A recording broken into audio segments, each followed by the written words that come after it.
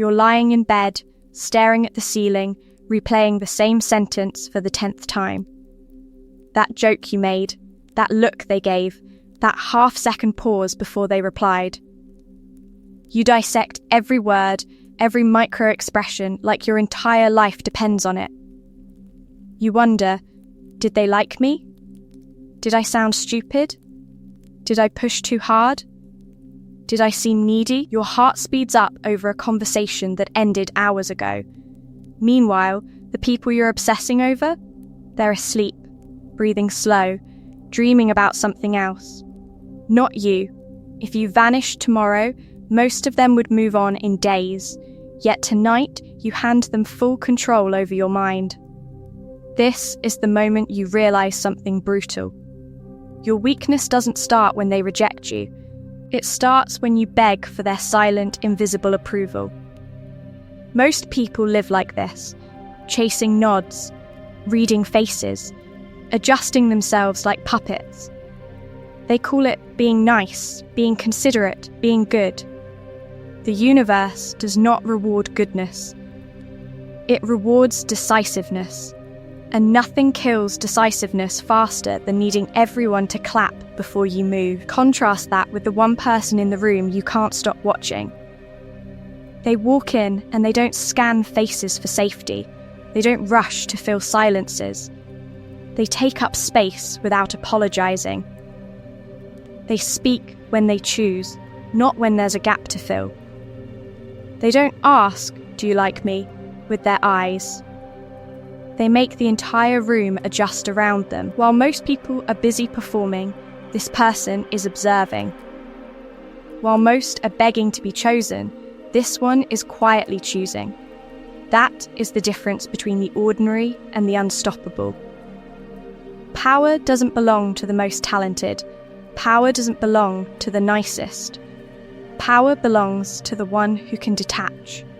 The one who can sit in a storm of opinions and move in a straight line anyway. You were trained to do the opposite, to be agreeable, to be understandable, to be morally approved of by people who would replace you in a heartbeat if it benefited them. You call it connection. They experience it as convenience. Once you understand that truth, your entire life starts to look different. Because clarity is not a virtue. It's a weapon. Clarity shows you that every time you contort yourself to be accepted, you broadcast weakness. You tell the world, all you have to do to control me is threaten disapproval. That is why manipulators target the people pleaser. That is why rulers, CEOs, and predators rise while the good people stay exhausted and confused. The world does not reward who feels the most. It rewards who can decide and act without begging for emotional permission. You either command or you are commanded. There is a set of ruthless laws that these people live by. They smile in public and cut cleanly in private. They know when to care and when to turn it off. And every one of those laws begins with the same first move, caring less about people's opinions and far more about outcome. In a moment, you're going to see exactly what those laws are. So understand what that first move really means. It means accepting a brutal fact that most people spend their entire lives running from.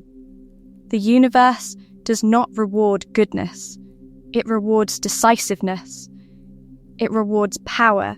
It rewards the one who moves, while everyone else is still asking for permission. Most people were trained from childhood to do the opposite. Be nice, be agreeable, say yes. They were taught that if they sacrifice, if they stay small, if they never make anyone uncomfortable, life will eventually repay them with love, security, and approval. That conditioning creates obedient workers, loyal consumers, and predictable partners. It does not create the unstoppable, because power doesn't belong to the most generous. Power doesn't belong to the most liked. Power belongs to the one who acts when others hesitate and refuses to apologize for wanting control over their own life. Look around. You will see a clear split. Most people bend, soften, and explain themselves to keep the peace. A very small minority watch this. Quietly, they study what you fear, what you crave, what you will do to avoid disapproval, and they use it. They offer just enough praise to keep you loyal, just enough guilt to keep you obedient. They understand that your need to be seen as good is not a virtue, it is a handle, a lever, a chain they can pull whenever they want something from you.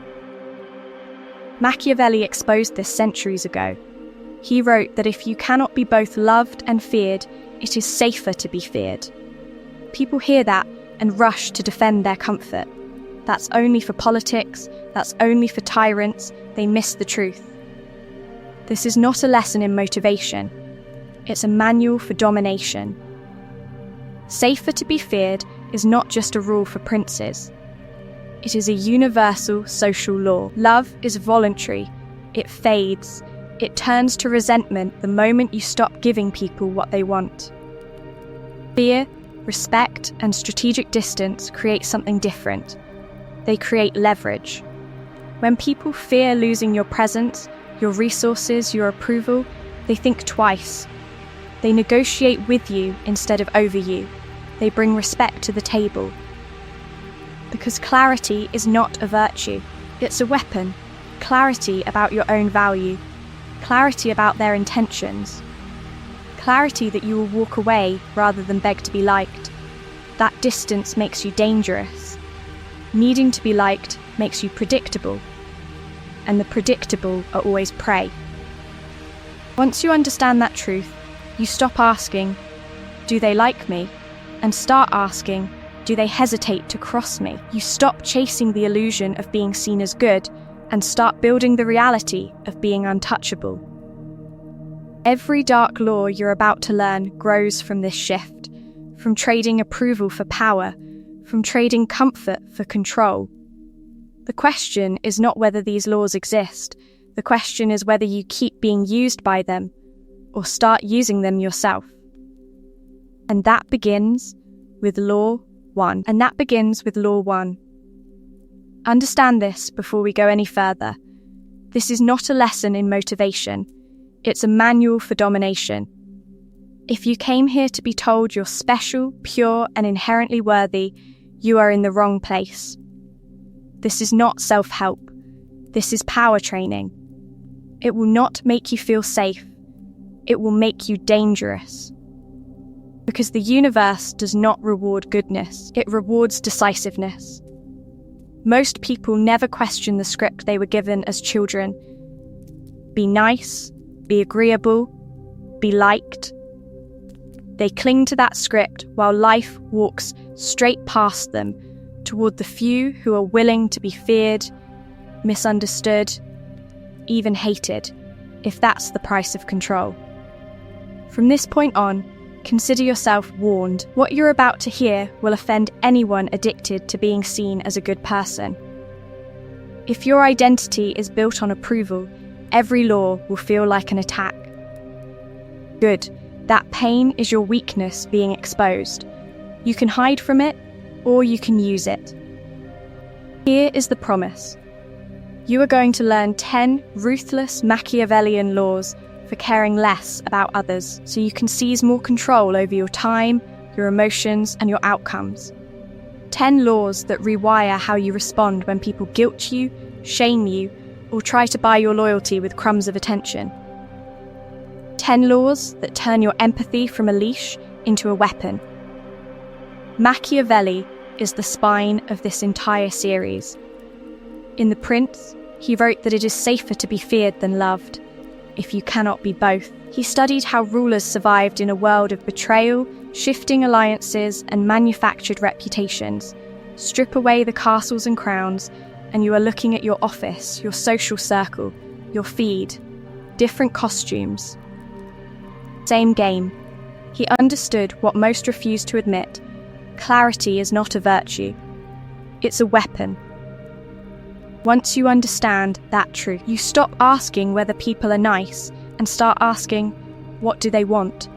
What do they fear? What do they need from me that I can use? You stop being confused by mixed signals, fake kindness, and strategic outrage. You see the negotiation under every smile. This series is not for spectators. Spectators chase approval. They bend their schedule, their values, their mental health, just to avoid disapproval that would fade in days if they vanished tomorrow. Players chase leverage.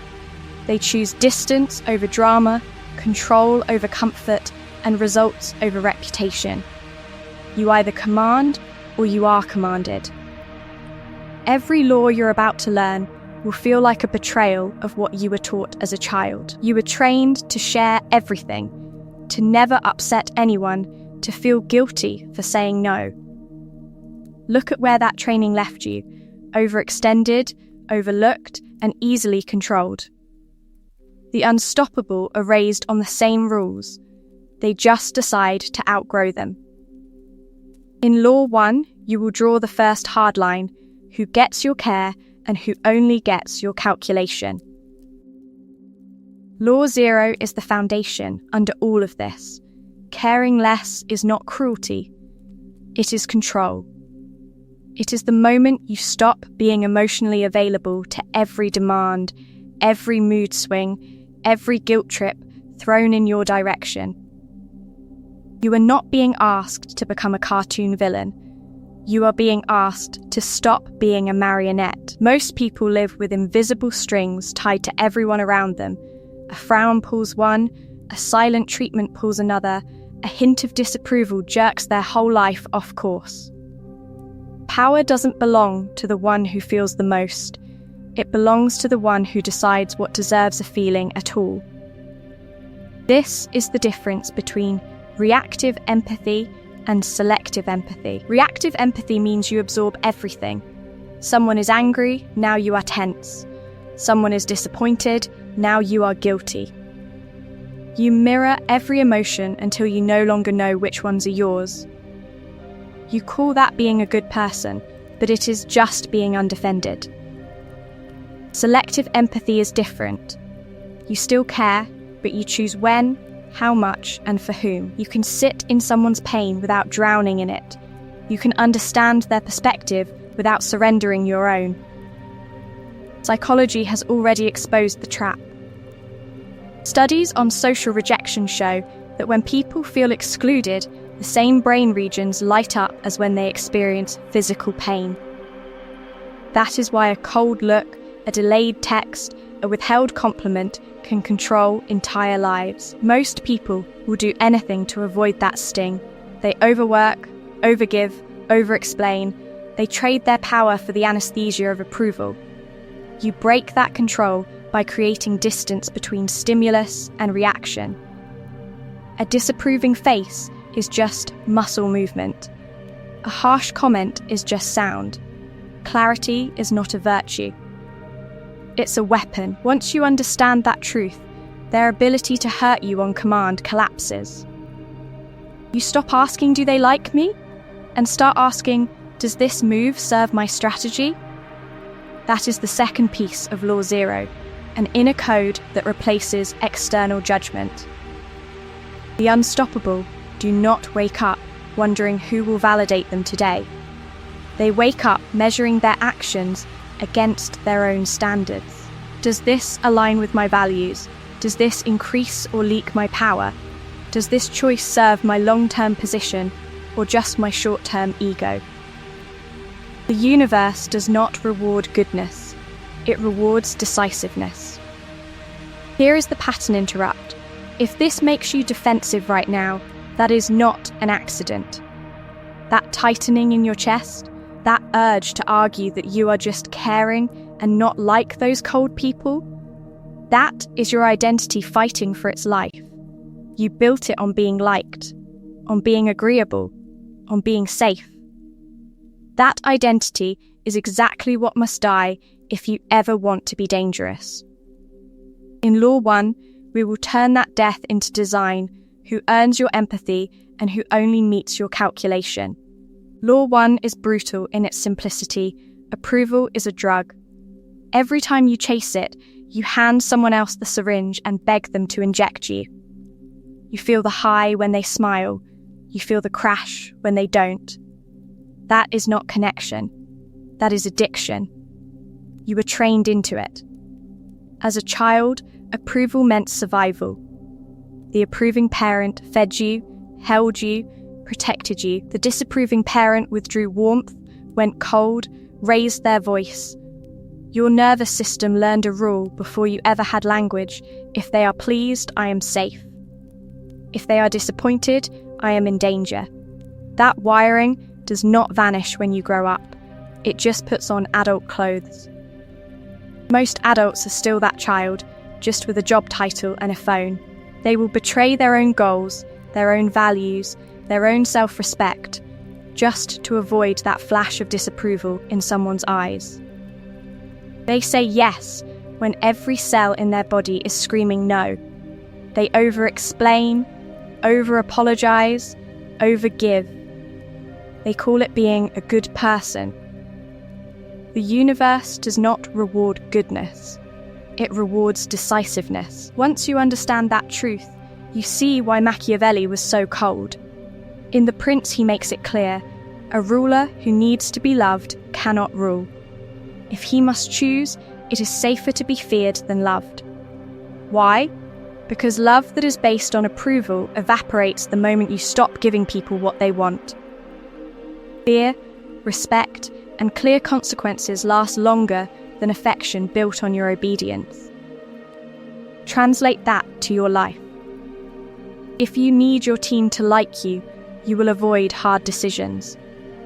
If you need your partner to never be upset, you will accept disrespect.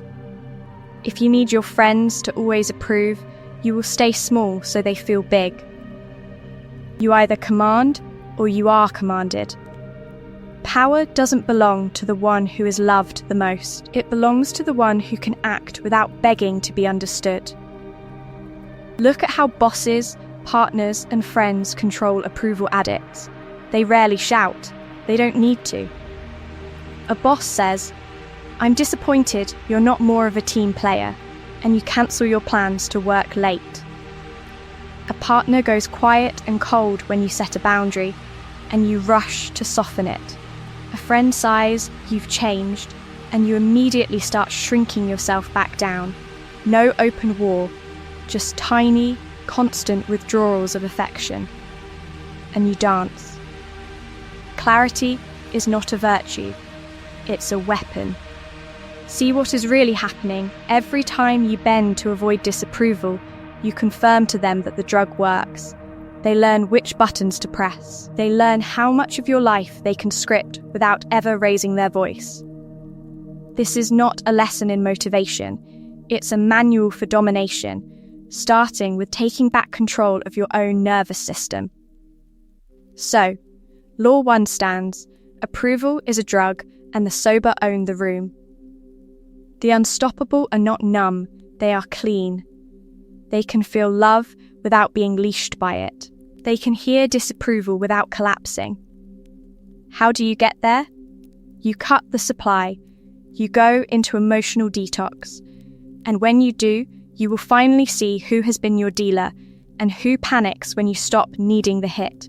So you cut the supply. Now what? You do what addicts hate most. You fast. Call it an approval fast. For a set period, you stop feeding the craving. You stop fishing for compliments. You stop explaining every move like you're on trial. You stop asking, "What do you think?" every time you make a decision. You move in silence, not because you're hiding, but because you're training your nervous system to stop begging for permission. Most people live on micro doses of approval all day. Who viewed my story? Who liked my post? Who replied, "That tracking is not harmless, it is a leash." During an approval fast, you cut it. You do not check who watched. You do not refresh to see who reacted. You do not adjust your energy because someone left you on read. You act, and then you leave the scene. You also stop shape-shifting in real time. You do not change your opinion mid-sentence the second someone frowns. You do not overshare your wounds just to seem relatable. You do not apologize for existing, for taking space, for having needs. Every sorry that is not about real harm is a confession of weakness. Power doesn't belong to the one who pleads. It belongs to the one who decides. So you replace the old rituals with new ones. One decision every single day that no one hears about until after it's done. You choose, you execute, you move on. You let at least one person be mildly annoyed with you, and you do nothing to fix it. You sit in that discomfort without sending the follow-up message, without softening the boundary, without over-explaining the truth. When questioned, you let these words stand. That's what I've decided. No justification. No essay. Just a wall of calm. It will feel like withdrawal. Your mind will race. Did I upset them? Are they angry? Do they think I'm selfish? Anxiety spikes because the drug is gone. You will overthink. You will feel lonely. You will feel exposed. Understand this. Nothing is going wrong. This is what chains feel like when they snap. The pain is not a warning. It is evidence that the hook is coming out of your skin. Clarity is not a virtue. It's a weapon. Once you understand that truth, you stop confusing discomfort with danger. The universe does not reward goodness. It rewards decisiveness. This is not a lesson in motivation. It's a manual for domination. The unstoppable do not chase emotional comfort. They chase control over themselves. So interrupt the pattern right now. Imagine 30 days where you act without seeking approval. No checking who watched, no polling the crowd, no softening your choices so no one flinches. Who stays close when you stop performing? Who panics? Who suddenly accuses you of being cold, selfish, ungrateful? In that panic, they reveal everything. Their dependence, their expectations, their motives, and in the next law, you will learn exactly how to use that information. Law 2. The more you need to be liked, the easier you are to use. Once you understand that truth, a lot of your past suddenly makes sense. All the times you were so nice, so helpful, so understanding, and yet somehow ended up exhausted, overlooked, and quietly resentful. That was not bad luck. That was a system. You were broadcasting your weakness to anyone hungry enough to use it. Most people don't realize how loud their need for approval sounds. You laugh a little too quickly. You agree a little too easily. You rush to say, "It's fine. Don't worry about it," even when it is not fine at all. To predators, to the ambitious, to the quietly ruthless, this is not politeness. This is a neon sign. It reads, "Push me. I will bend."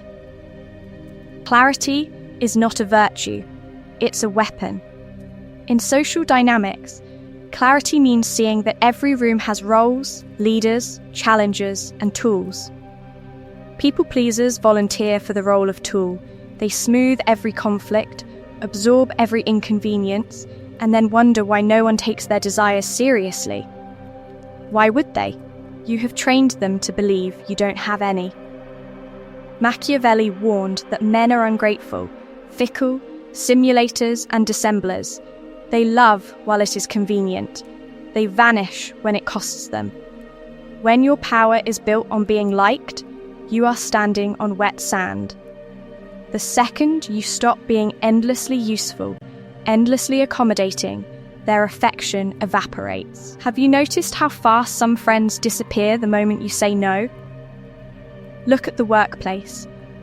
There is always that nice employee, the one who covers shifts, takes on extra projects, stays late, smiles through every unreasonable request. They avoid conflict like it is deadly. They think, if I just keep being good, they will notice.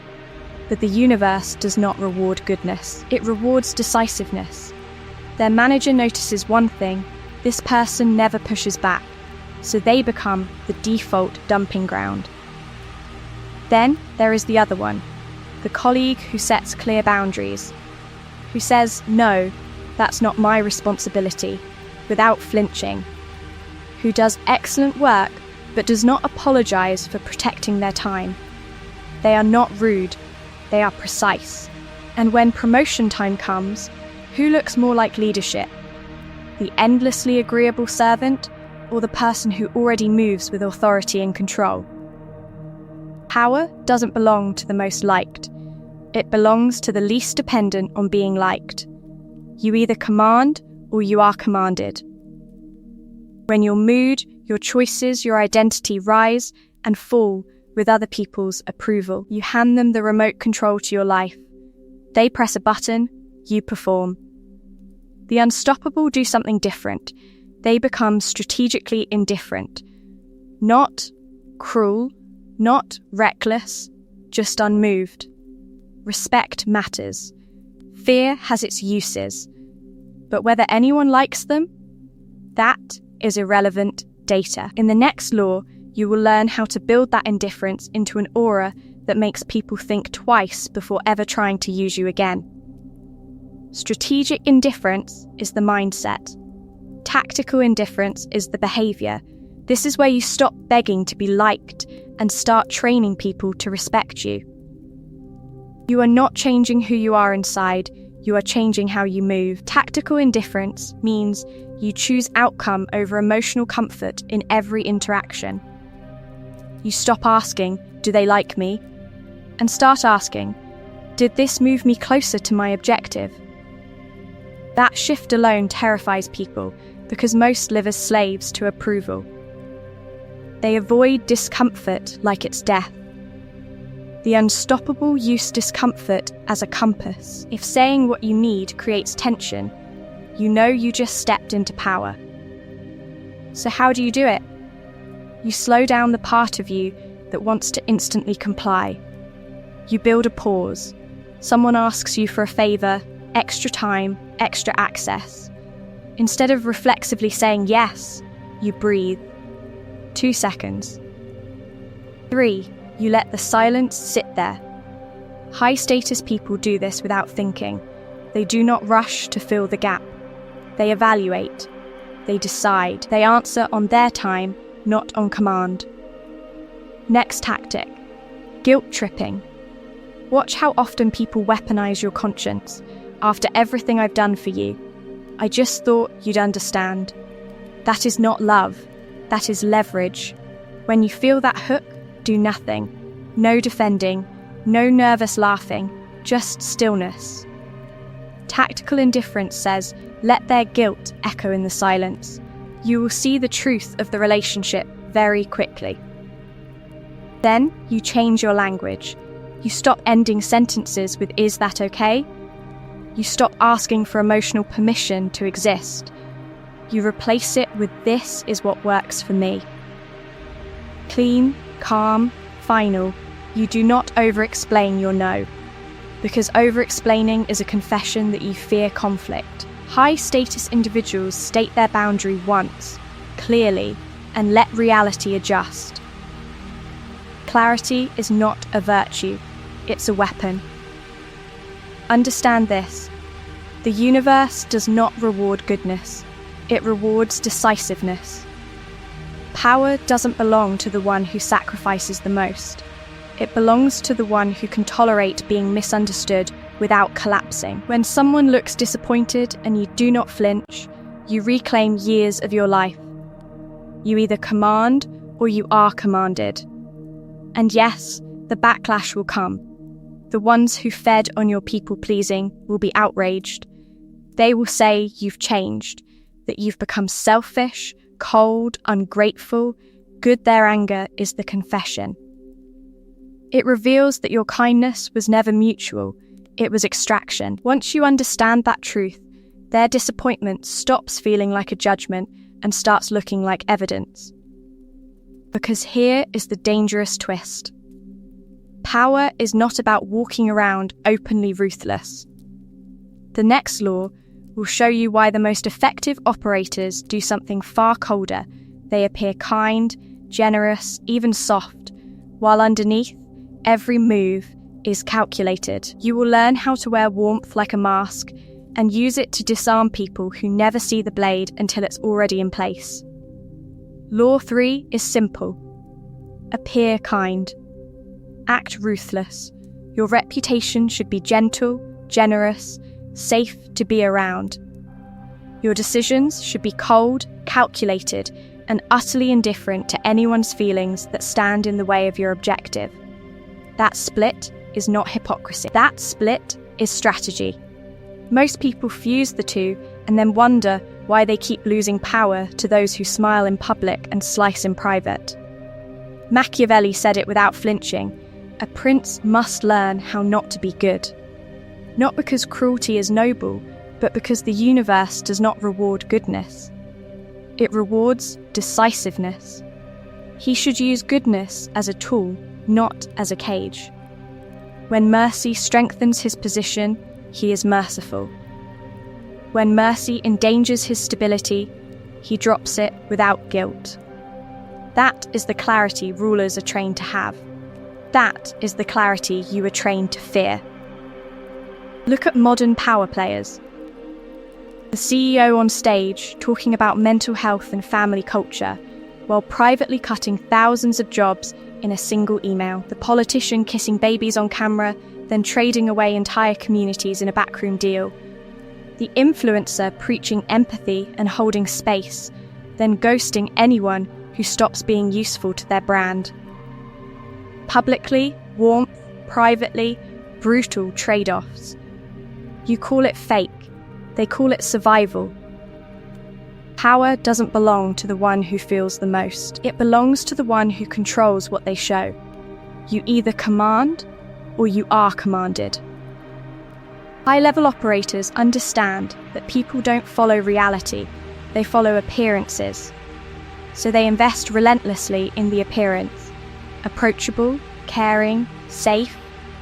While behind that mask, they cut threats, reward loyalty over talent, and move resources like a war map. This is where caring less becomes dangerous. You don't stop caring about everything. You stop caring about being morally pure in the eyes of strangers who would forget your name in a week. You care about your image as an asset, not as your identity. You protect your reputation because it buys you access, trust, and leverage, not because you need everyone to agree that you are a good person. Clarity is not a virtue, it's a weapon. Once you understand that truth, guilt and shame stop being chains and become signals. Do you feel guilty because you violated your own code, or because you violated someone else's expectations? One demands correction, the other demands discipline, the discipline to ignore it and stay on mission. Here is the pattern: interrupt. Your obsession with being authentically nice is not virtue, it is vanity. You don't want to be good. You want to be seen as good. You want applause for your empathy, points for your sacrifice, credit for your suffering. And that vanity keeps you weak, predictable, and easy to control. The unstoppable learn a different law.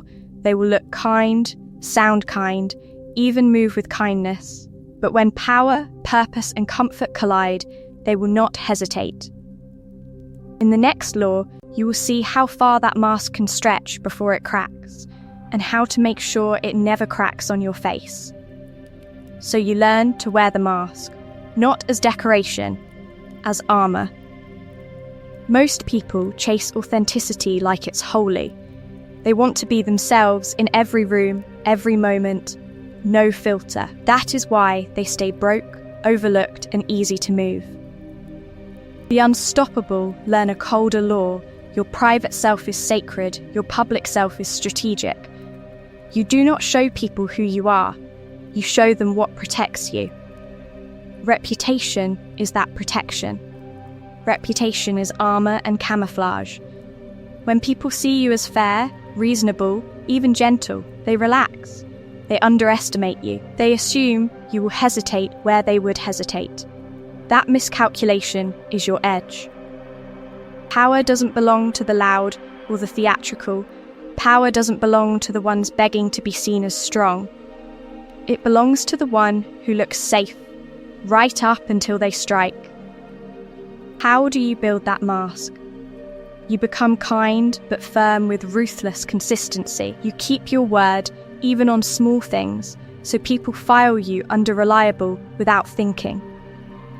You stay calm under pressure while everyone else leaks emotion, so your presence feels like stability in chaos.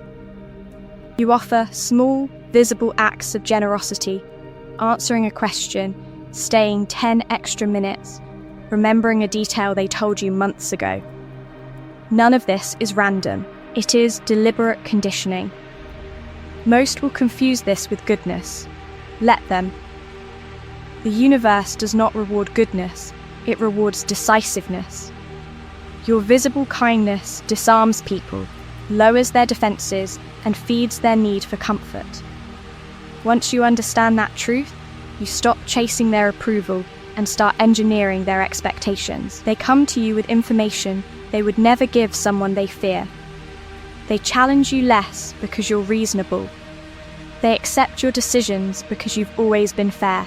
That is the real function of the mask. Because they believe your intentions are pure, they talk more. They reveal alliances, insecurities, financial pressure, private resentment. They tell you who is loyal and who is restless, who is ambitious and who is tired. You sit in clarity while they drown in their own projections. Clarity is not a virtue. It's a weapon. But here is the danger. Wear the mask long enough and you start to worship it.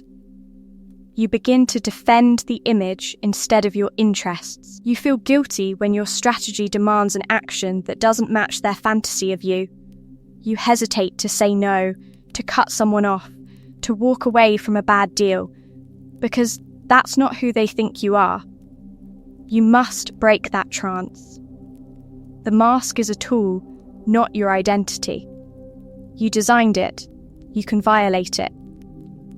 When strategy and reputation collide, reputation must bleed. You either command or you are commanded, and those who are commanded are always those who need to be seen as good.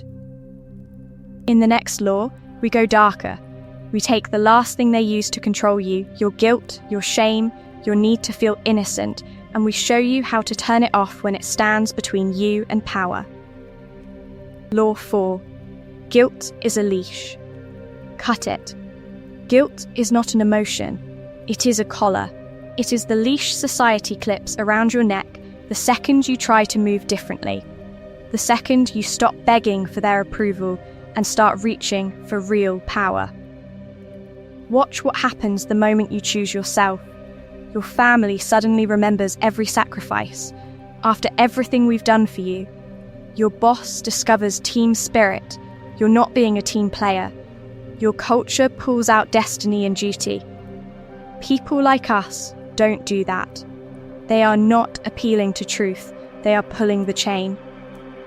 Most people never escape it. They confuse guilt with morality. They believe that if they feel bad, they must be doing something wrong. So they live like trained animals, pacing inside invisible fences, never crossing the line that someone else drew. Machiavelli had no interest in that prison. He judged actions by outcomes. Did this move protect my position? Did it increase stability, secure loyalty, expand control? Then it was acceptable, not because it felt clean, but because it worked. The universe does not reward goodness, it rewards decisiveness. Once you understand that truth, you stop asking, do they approve? And start asking, does this advance my position without destroying what I actually care about? This is where the unstoppable separate from the obedient. You build an internal code, not the one you were handed, the one you design. You decide what is acceptable based on long-term consequences, on the future you are constructing, on the values you consciously choose, not the values screamed at you when you were too young to resist. Your code might say, I do not betray, those who are truly loyal. I do not destroy what I will need later.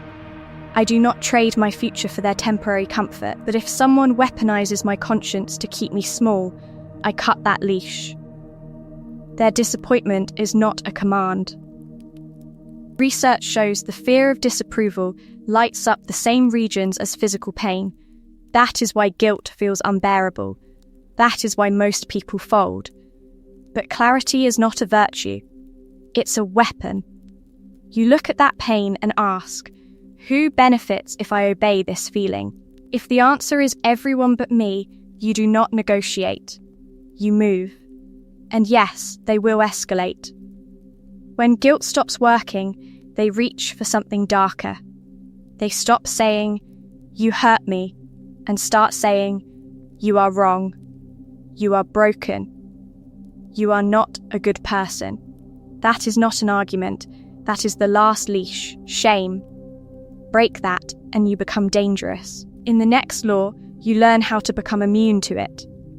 Shame is the last leash because it doesn't talk to you in words, it talks to you in heat.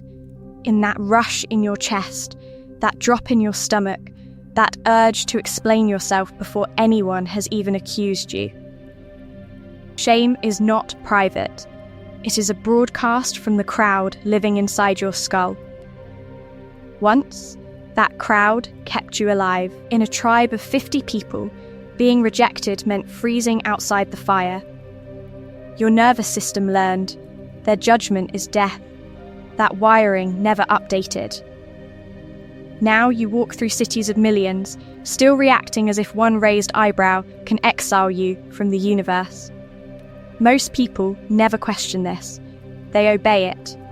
They let that ancient alarm drag them back into mediocre group norms, into safe opinions, into careers and relationships they secretly despise. Power doesn't belong to the ones who feel no shame. It belongs to the ones who refuse to let it drive the car. So, you replace the crowd. You build an inner court. Not everyone gets a throne in your head. Not every passing comment becomes a verdict. Your inner court is a tiny, ruthless circle whose judgment actually matters. Your future self 5 years from now. The mentor whose standards would make you dangerous. The principle you swore you would not betray even when it hurts. Clarity is not a virtue. It's a weapon. You use it to separate random noise from the few voices that sharpen you. Before you move, you consult them, not the group chat, not the strangers. Then, you stand in front of a decision and you ask, will this matter in 5 years? That promotion you're scared to push for, that boundary you are afraid to set, that risk you are delaying because people will talk. Then you ask the second, harsher question, would my future self respect this move, even if they hate me for it now? Respect, not comfort. Because the universe does not reward goodness, it rewards decisiveness. This is where the unstoppable separate themselves. They still feel the sting. The social burn does not disappear. Someone disapproves, the shame signal fires, the old tribal fear screams, back down. But you don't treat it as law anymore. You register it. You name it. And then you act according to your code, not their confusion. You either command or you are commanded. Once you understand that truth, shame becomes data, not destiny. Pattern interrupt. Stop just listening. Name one person right now whose opinion secretly controls you. The parent, the ex, the friend, the manager whose imagined reaction edits every decision you make. Now picture one concrete action this week that would directly defy their unwritten rules. Asking for the raise they would call ungrateful. Saying no where you always fold. Posting the project they would mock. Feel the fear. Feel the shame signal flare. Then remember, this is not a lesson in motivation. It's a manual for domination. In the next law, you will learn how to turn that single act of defiance into a new default. That single act of defiance is where something else must die, not just your need for approval. Your addiction to constant empathy. Law 5. Selective empathy is power. Constant empathy is suicide. You are trained to believe that feeling everyone's pain makes you a good person. It doesn't. It makes you an open wound in a world full of hands. When you feel everything, you can protect nothing. Your energy leaks into every crisis, every complaint, every urgent message that is urgent only for them. You end the day drained, resentful, and strangely guilty for not doing more. That is not morality. That is control. Because power doesn't belong to the one who feels the most. It belongs to the one who decides where they feel. Most people never see this. They confuse exhaustion with virtue. They brag about being the one everyone comes to, as if that is respect. It is not. It is a signal. Predators can smell it. Manipulators can see it from across a room. Watch how they operate. They flood you with stories, endless backstory, childhood trauma, constant emergencies. They weaponize your empathy, drowning you in detail so your boundaries feel cruel. You start thinking, how can I say no after everything they've been through? And in that moment, you are no longer deciding. They are. You either command or you are commanded. Clarity is not a virtue, it's a weapon. Clarity here means seeing that some people do not want healing. They want access. They want your time, your attention, your guilt. The universe does not reward goodness. It rewards decisiveness. The unstoppable do not feel less. They choose when to feel and when to shut the door. Machiavelli understood this long before psychology gave it a name. In The Prince, he writes that a ruler must be prepared to act against mercy, against faith, against humanity itself, if that is what preserves the state. To modern ears, that sounds monstrous. To anyone who has ever led anything real, it sounds familiar. If you cannot disappoint individuals, you will fail everyone. So you stop worshipping empathy as a default state. You reframe caring less as caring smarter. You ask, does this person, this cause, this crisis align with my long-term goals and values? If the answer is no, their emotions are not your assignment. You can be polite, you can be calm, but you do not bleed for what does not build you. This is how you reclaim control. You invest deeply in the few who move with you, who respect your time, who grow when you give. You stay strategically warm in public because reputation still matters, but privately, you are ruthless with your emotional budget. Every yes has a cost. You pay it only when there is a return. And yes, they will call you heartless. They will say you have changed. What they mean is, their free access has ended. In the next law, you will learn how to take this further, how to switch your empathy on and off like a weapon, so you cut through resistance instead of drowning in it. So now we sharpen that cut. You are done with being an open faucet of empathy. From this point on, your emotions are not a flood. They are a dimmer switch. Most people live like the light is stuck on high. They absorb every complaint, every mood, every accusation, until they are exhausted and confused about what they actually feel. The unstoppable do the opposite. They control the brightness. Low in conflict, negotiation, and manipulation attempts. High with trusted allies and the few they have chosen to protect. Picture it. You walk into a tense meeting.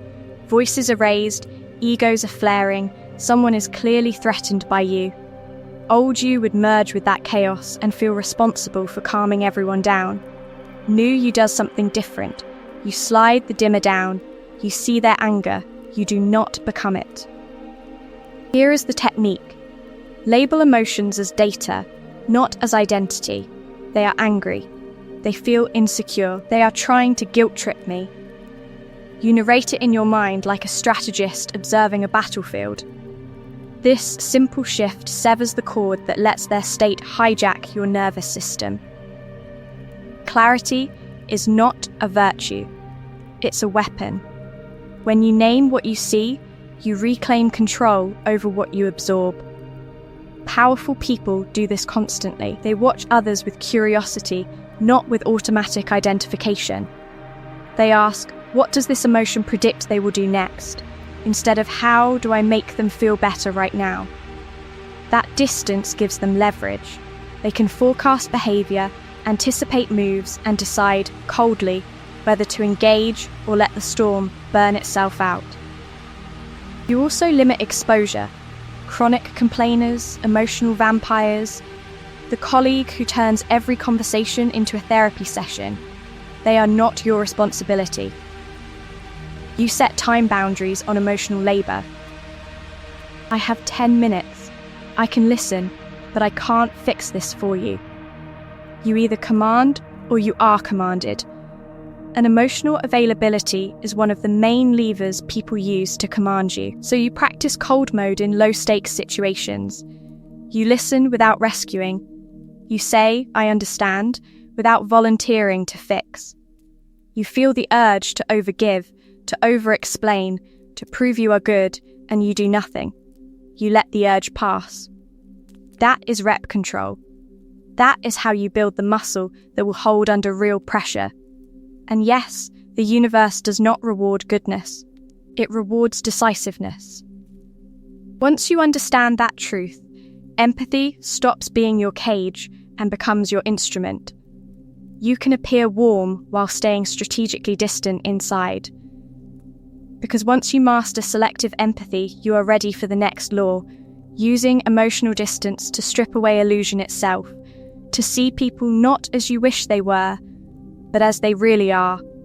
And then, you will decide what to do with that power. Law 6. Detach to see clearly. Attachment blinds you. The more attached you are to being loved, chosen, or kept, the less accurately you can see the person or situation in front of you. You know this. You just refuse to live by it. When your heart is begging, your eyes go blind. Machiavelli would call this a death sentence. He warned that a ruler must learn to see men as they are, not as he wishes them to be, or he will be destroyed by illusions. That warning is not just for princes, it is for anyone who wants real power in a world built on performance and pretense. Most people do the opposite. They don't see people, they see their own hunger reflected back at them. You want to be chosen, so you exaggerate their goodness. You want to be safe, so you downgrade the danger. You want connection, so you upgrade their loyalty in your mind. You are not in a relationship with them, you are in a relationship with your fantasy. Look at how this plays out. You excuse red flags in relationships because you are terrified of being alone. Disrespect becomes they're just stressed. Controlling behavior becomes they care a lot. Emotional distance becomes they're not good at texting. You rewrite reality line by line until the story feels bearable. That is not love. That is self-betrayal. At work, you do the same. You ignore exploitation because you crave approval. You stay late without pay. You accept shifting promises. You believe that loyalty will be rewarded. Yet the universe does not reward goodness. It rewards decisiveness. Power doesn't belong to the hardest worker. It belongs to the one who sees the game clearly and moves without begging. Attachment is the fog that keeps you obedient. Detachment is stepping back from the painting. You still care, but you stop pressing your face against the canvas. You create distance long enough to evaluate patterns, incentives, and likely future behavior. What do they do when you say no? What do they do when you stop overgiving? What do they do when you are no longer easy to use? Clarity is not a virtue. It's a weapon. When you detach, you stop asking, do they love me, and start asking, how do they behave when it costs them something? That question separates the unstoppable from the exploited. You either command or you are commanded, and you cannot command what you refuse to see. Here is the uncomfortable truth. Most of you already know who is using you. You feel it every time your stomach drops, every time your boundaries are crossed, every time you walk away from someone feeling smaller. The problem is not ignorance. The problem is attachment.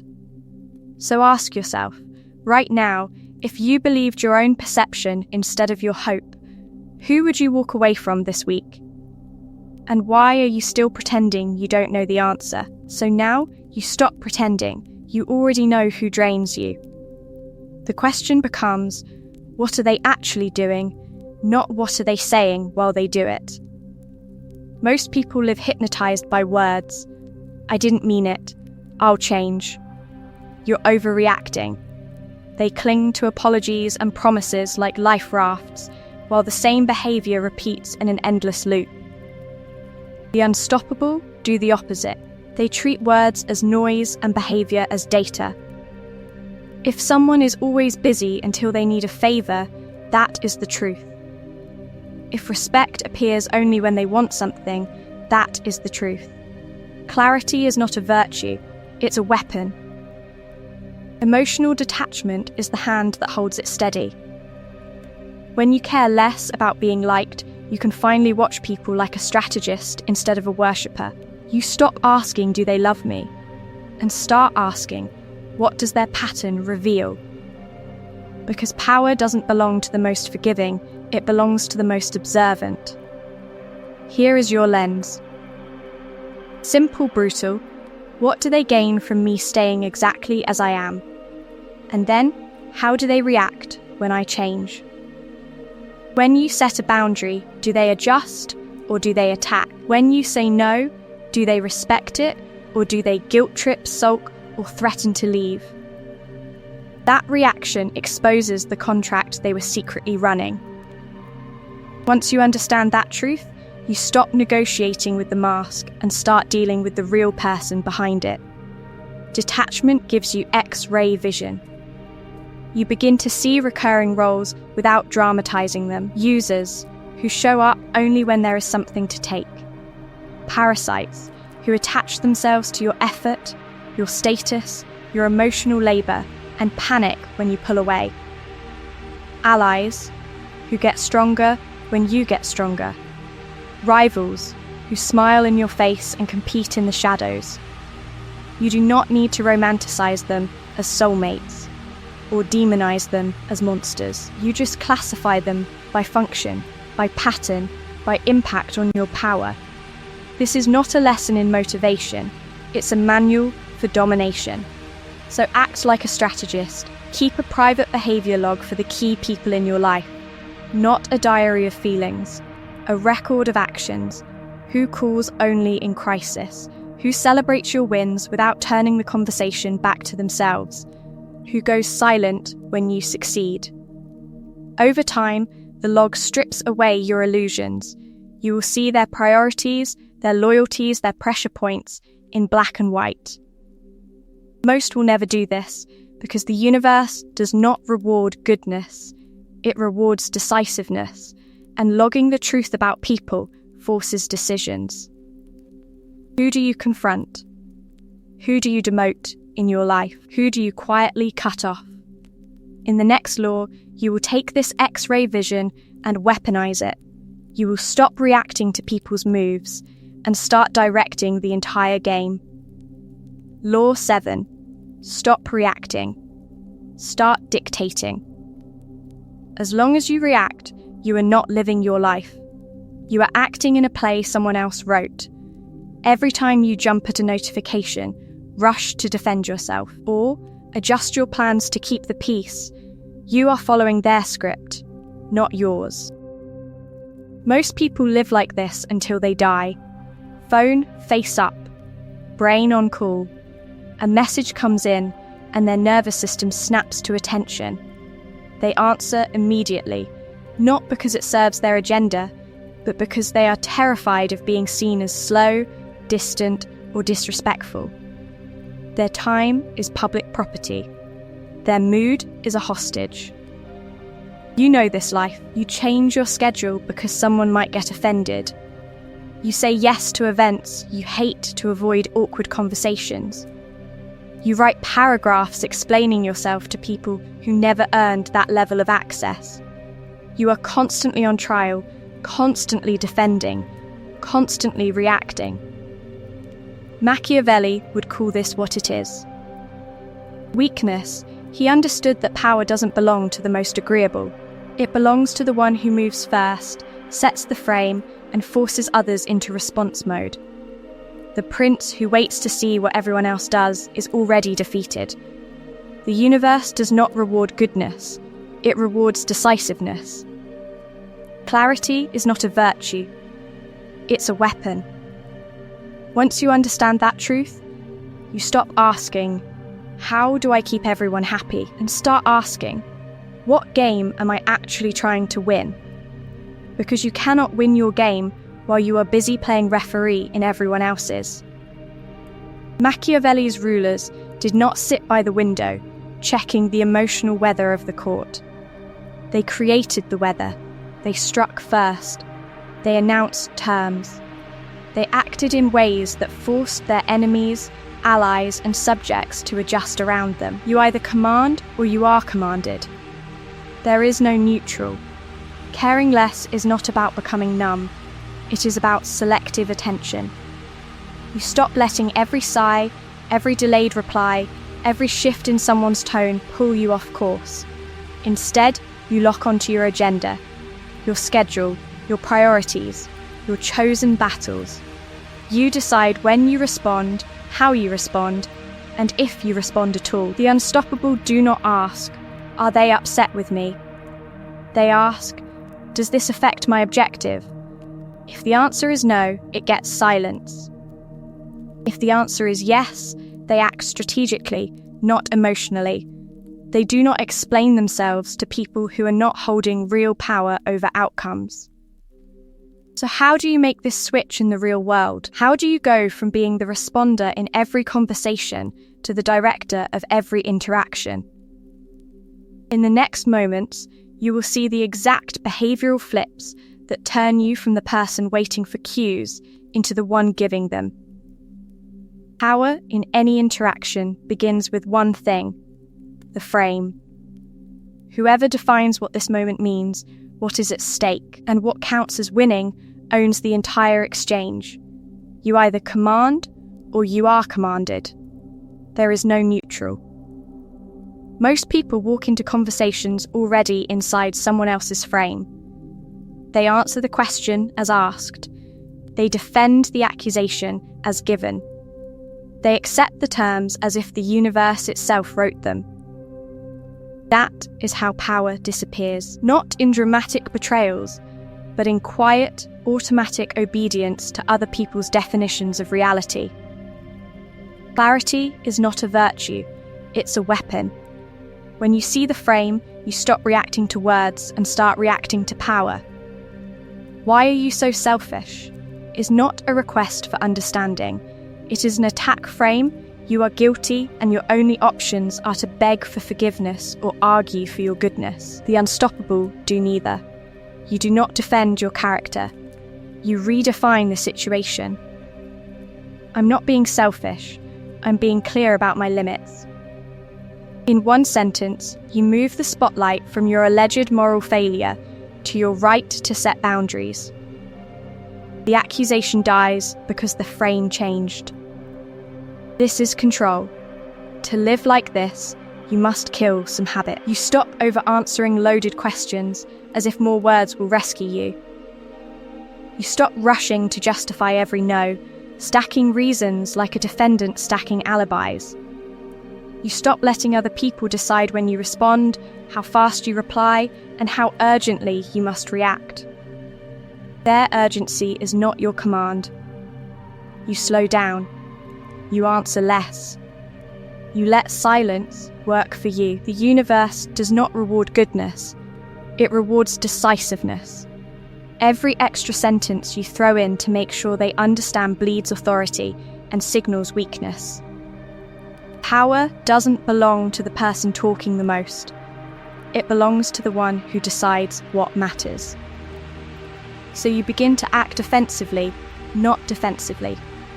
You set the meeting time instead of waiting to be invited. I'm free Tuesday at 3, that works. You propose terms instead of asking what works for them. Here's what I can do, and here's what I want in return. You speak in short, declarative statements that assume your position is valid. No begging, no softening, no nervous laughter filling the gaps. Once you understand that truth, you see how fast people fall into line when you stop asking for permission to exist. This is not a lesson in motivation, it's a manual for domination. Now the pattern interrupt. Tomorrow, go one full day answering more slowly and with fewer words. Count 3 breaths before you respond. Cut every answer in half. Watch how people lean in. Watch how their tone shifts. Feel, in real time, how the frame tilts toward you, the moment you stop scrambling to fill the silence. That silence you just created? That was your first glimpse of the throne. Law 8. Your time is a throne. Guard it with cruelty. Every minute you hand over because you feel guilty, because you're afraid of seeming rude, you're not being nice. You are abdicating. For that moment, you step down and you let someone else sit where your power should be. You either command or you are commanded. There is no neutral when it comes to your time. Most people live as if their time is communal property. Anyone can walk in, anyone can take. A co-worker wants to vent for 40 minutes about office drama. A friend calls with the same crisis for the 10th time this month. A relative just needs a quick favour that somehow eats your entire evening. They say, "Do you have a second?" And you act as if the universe itself has granted them access. Look around. Most are exhausted, resentful, and confused why nothing in their life changes. This is why. They donate their hours to endless small talk, to pointless meetings, to conversations that go nowhere. Then wonder where their ambition went. The universe does not reward goodness. It rewards decisiveness. The unstoppable are not busier than everyone else. They are more ruthless about what they will not give their time to. Machiavelli understood this long before productivity books. A ruler's first duty is control of resources, territory, gold, soldiers, but your territory is your attention. Your gold is your energy. Your soldiers are the hours you deploy. If you let anyone redirect those, you are not a ruler. You are a resource. Clarity is not a virtue. It's a weapon. Once you understand that truth, every invitation, every request, every "can we talk?" becomes a power test. You've been trained to feel guilty when you protect your time, to feel selfish when you say no. That conditioning is not accidental. It keeps you available. It keeps you soft. It keeps you cheap. Caring less about other people's disappointment is not cruelty. It is necessary selfishness. It is the discipline that allows you to build something so strong, even the ones who complained will end up respecting it. And yes, they will call you distant. They will say you've changed, that you're not as available as you used to be. What they mean is that their free access has ended. Their ability to interrupt your focus on demand has died. That loss will feel dangerous to them. Let it. Because power doesn't belong to the endlessly accessible. It belongs to the one whose time feels like a throne room, guarded, selective, intentional. In the next law, you'll learn the language of that guard. How to say no in ways that slam the door on parasites, yet open a different door, the door where the powerful recognize you as one of their own.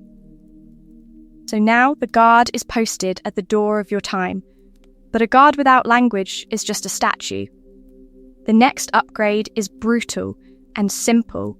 You learn how to say no like a weapon, not a question. Most people sabotage themselves in the first 3 seconds. They don't just decline, they justify, they explain.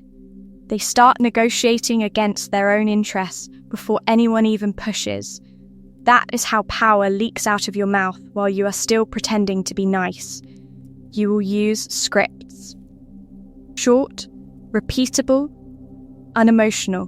When someone asks for your time, your energy, your weekend, your focus, you say, "That doesn't work for me."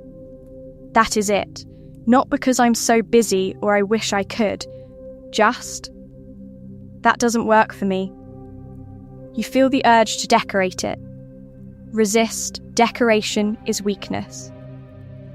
Another line, "I'm not available for that. Not right now, not this week." The unstoppable do not add escape hatches that invite debate. "I'm not available for that" closes the door without slamming it. It states a reality.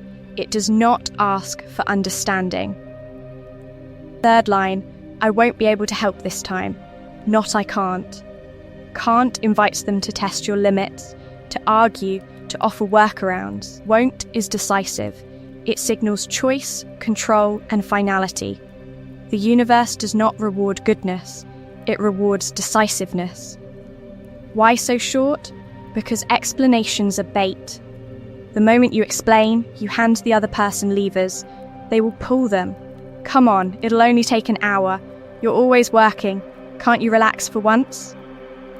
Long explanations invite negotiation and guilt attacks. Brevity says, "This is not a democracy. This is a decision." Once you understand that truth, you stop defending your boundaries like a defendant in court. You state them like a ruler issuing law. You either command or you are commanded. To make this real, you pre-commit. You block time in your calendar for training, deep work, recovery, strategy. You label it as you would a meeting with a powerful CEO. Then you treat it as higher priority than casual invitations, demands, and emergencies that belong to other people. These are meetings with your future self. Break them, and you betray the only ally guaranteed to stay with you for life. Some will test this new version of you. They will escalate. They will guilt trip. They will call you selfish, cold, ungrateful. That is their confession, not your crime. Users and emotional vampires panic when the supply of your energy is cut off. Let them. The ones who secretly respect strength will adjust. They will start asking earlier. They will come prepared. They will step up or they will step back. Clarity is not a virtue. It's a weapon. And when no lands and the room goes quiet, in the next law, you will learn how to turn that silence into something even more dangerous. Law 9. Silence is a blade. Wield it. In a world where everyone is screaming to be heard, the one who says nothing owns the room. Most people rush to reply, to explain, to defend. The unstoppable let the noise burn itself out, and then decide if it even deserves a response. Understand this law. In an age of instant replies, your delay is a declaration of power. When you answer within seconds, you broadcast availability. You signal that your attention is cheap, that your emotions are always online, waiting to be triggered by the next notification. You become predictable, and you already know what happens to the predictable. Silence reverses the equation. When you respond in hours instead of minutes, when you don't respond at all, you force people to sit with themselves, with their own words, with their own anxiety. They start rereading what they sent. They start editing their story in their head. They start wondering, did I go too far? Did I say something wrong? Did I just expose myself? That uncertainty is leverage. Machiavelli understood this. People do not fear punishment as much as they fear the unknown. A visible sword is frightening, but a hidden blade is worse, because you cannot predict when it will cut. Your silence is that hidden blade. They cannot read you. They cannot calculate you. And what people cannot calculate, they respect or fear. Look at your own life. How many arguments have you been dragged into because you could not tolerate someone being wrong about you for 5 minutes? How many times have you surrendered control just to clear the air? The universe does not reward goodness. It rewards decisiveness. You either command or you are commanded, and the first command is to your own tongue. So you stop feeding drama. Someone sends a baiting message, dripping with accusation, designed to pull you into a fight. You do not defend. You do not explain. You let the message sit there, alone, under the cold light of day. Watch what happens. They send a follow-up. Then another. The tone softens. The aggression turns into justification, then into apology, then into silence of their own. Another example. You set a boundary. I'm not available for that. They react. Guilt, pressure, emotional blackmail. Most people rush in to soothe, to soften the edge, to prove they are still good. You don't. You let them feel the wall. You let their emotions crash against it and fall. That is how people learn that your no is real. Even in conversation, silence is a blade. You make a clear statement, then you stop talking. No nervous laughter, no backtracking. You let the pause stretch. The weight of your words grows with every second they hang in the air. They fill the gap with their own admissions, their own over-explanations, their own weakness. Pattern interrupt. This week, choose one conversation where you will respond in hours, not minutes. No warning, no explanation, just space. Then study the shift. Do they become more respectful, more concise, more careful? Once you understand that truth, you will never give your instant access away for free again. Space is leverage. You just saw what happens when you delay your response by hours. That was the wide-angle version. Now we narrow the weapon. Because silence is not just the absence of words. In power games, silence is a message, a mirror, and a test. Most people use silence as escape. They shut down when conflict appears, not because they are disciplined, but because they are terrified. That is cowardly silence. It avoids necessary confrontation, lets disrespect accumulate, and quietly trains everyone around you to ignore your boundaries. It feels peaceful. It is surrender. Strategic silence is different. Strategic silence is refusal. You refuse to feed chaos. You refuse to reward manipulation. You refuse to participate in a performance that only exists to drain your energy. Clarity is not a virtue. It's a weapon. When you go silent with clarity, people feel it. They know you are not confused. You are choosing not to play. Nowhere is this more powerful than in negotiation.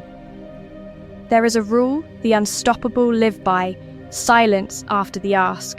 You state your terms, calm, precise, then you say nothing.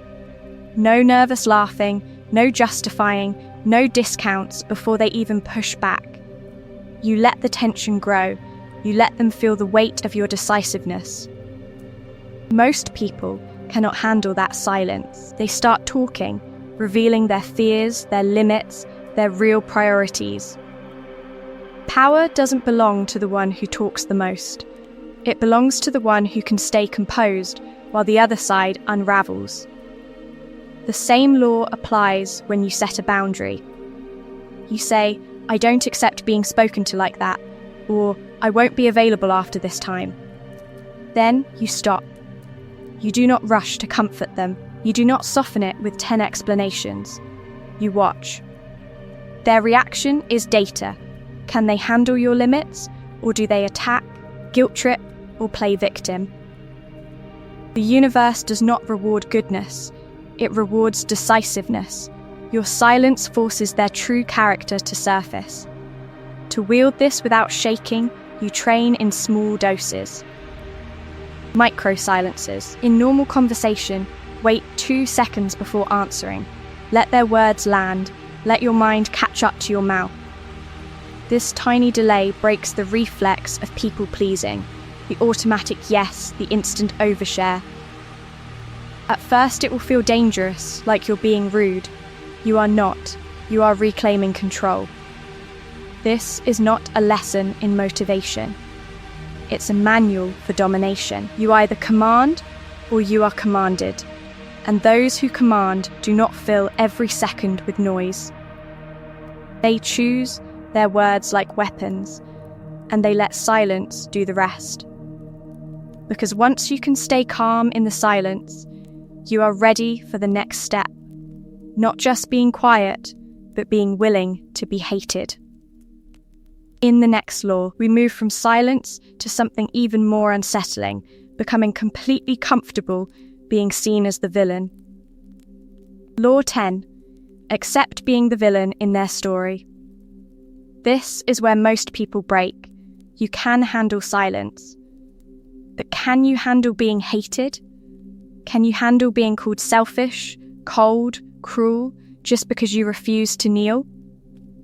The law is simple.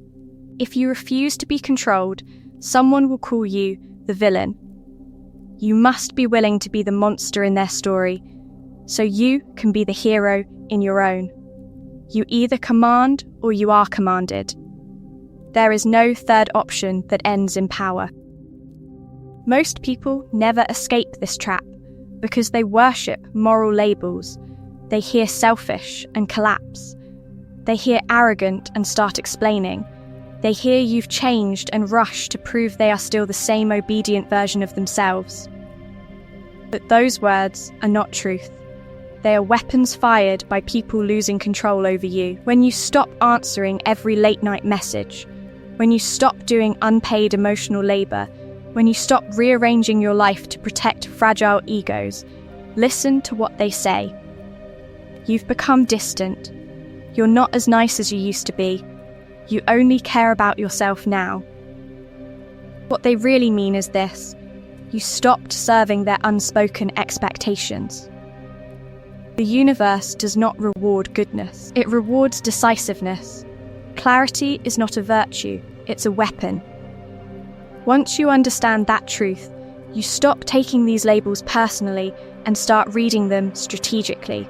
Their outrage is data.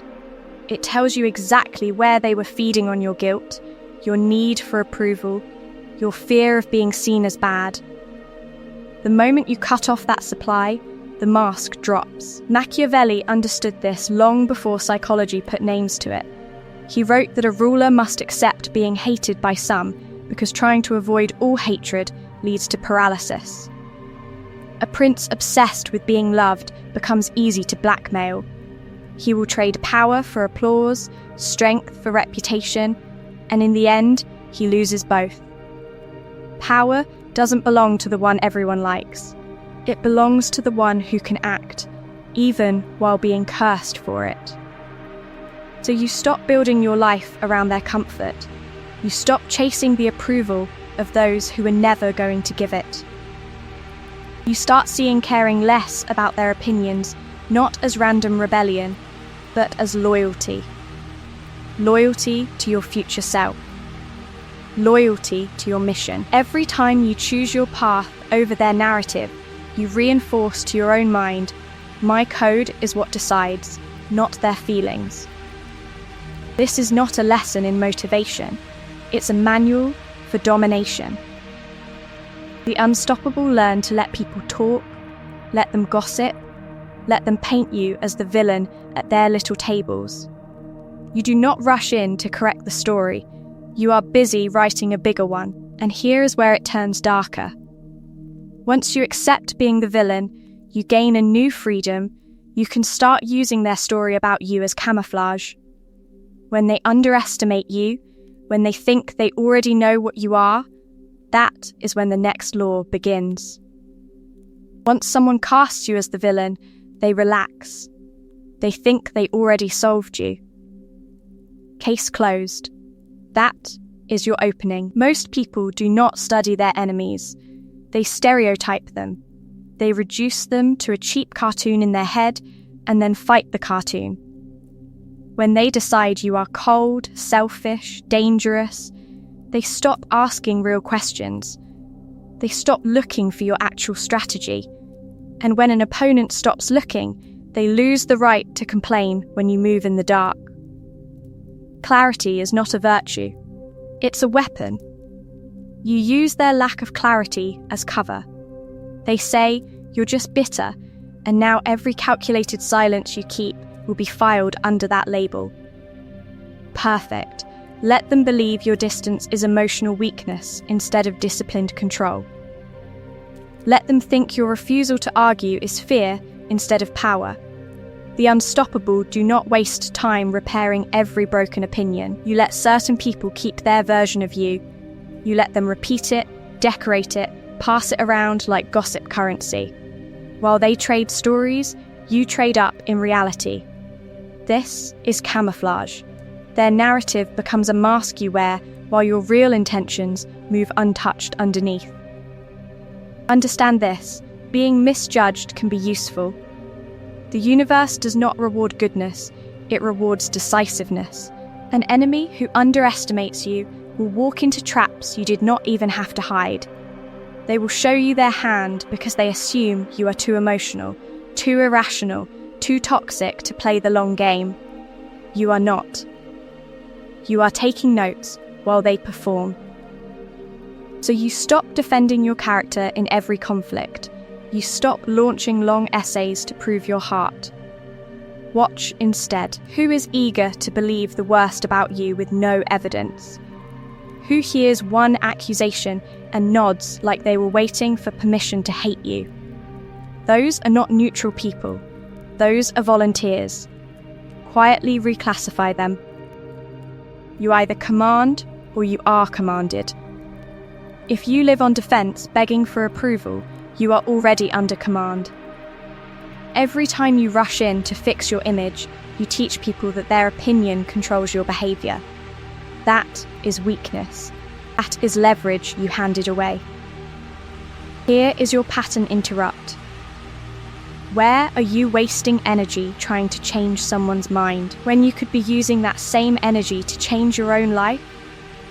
Whose inbox are you writing essays into while your goals sit untouched? Once you understand that truth, their judgment stops being a prison. It becomes a map, showing you exactly who to ignore, who to watch, and who will never be invited behind your next move. Law 11 is brutal, but it will save you. Most people are not loyal to you. They are loyal to their needs, to their comfort, to their advantage. Once you understand that truth, disappointment stops feeling like a personal attack and starts looking like what it always was, a predictable outcome. Machiavelli said it without mercy. Men are ungrateful, fickle, deceitful. They run from danger. They rush toward profit. They keep their promises only as long as those promises cost them nothing. The moment loyalty becomes expensive, most people start doing quiet math in the dark.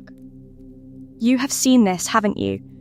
The co-worker who swore they had your back until protecting you threatened their promotion.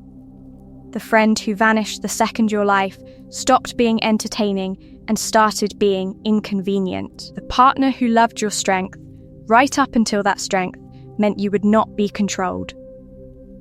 When you overestimate loyalty, betrayal feels like an earthquake.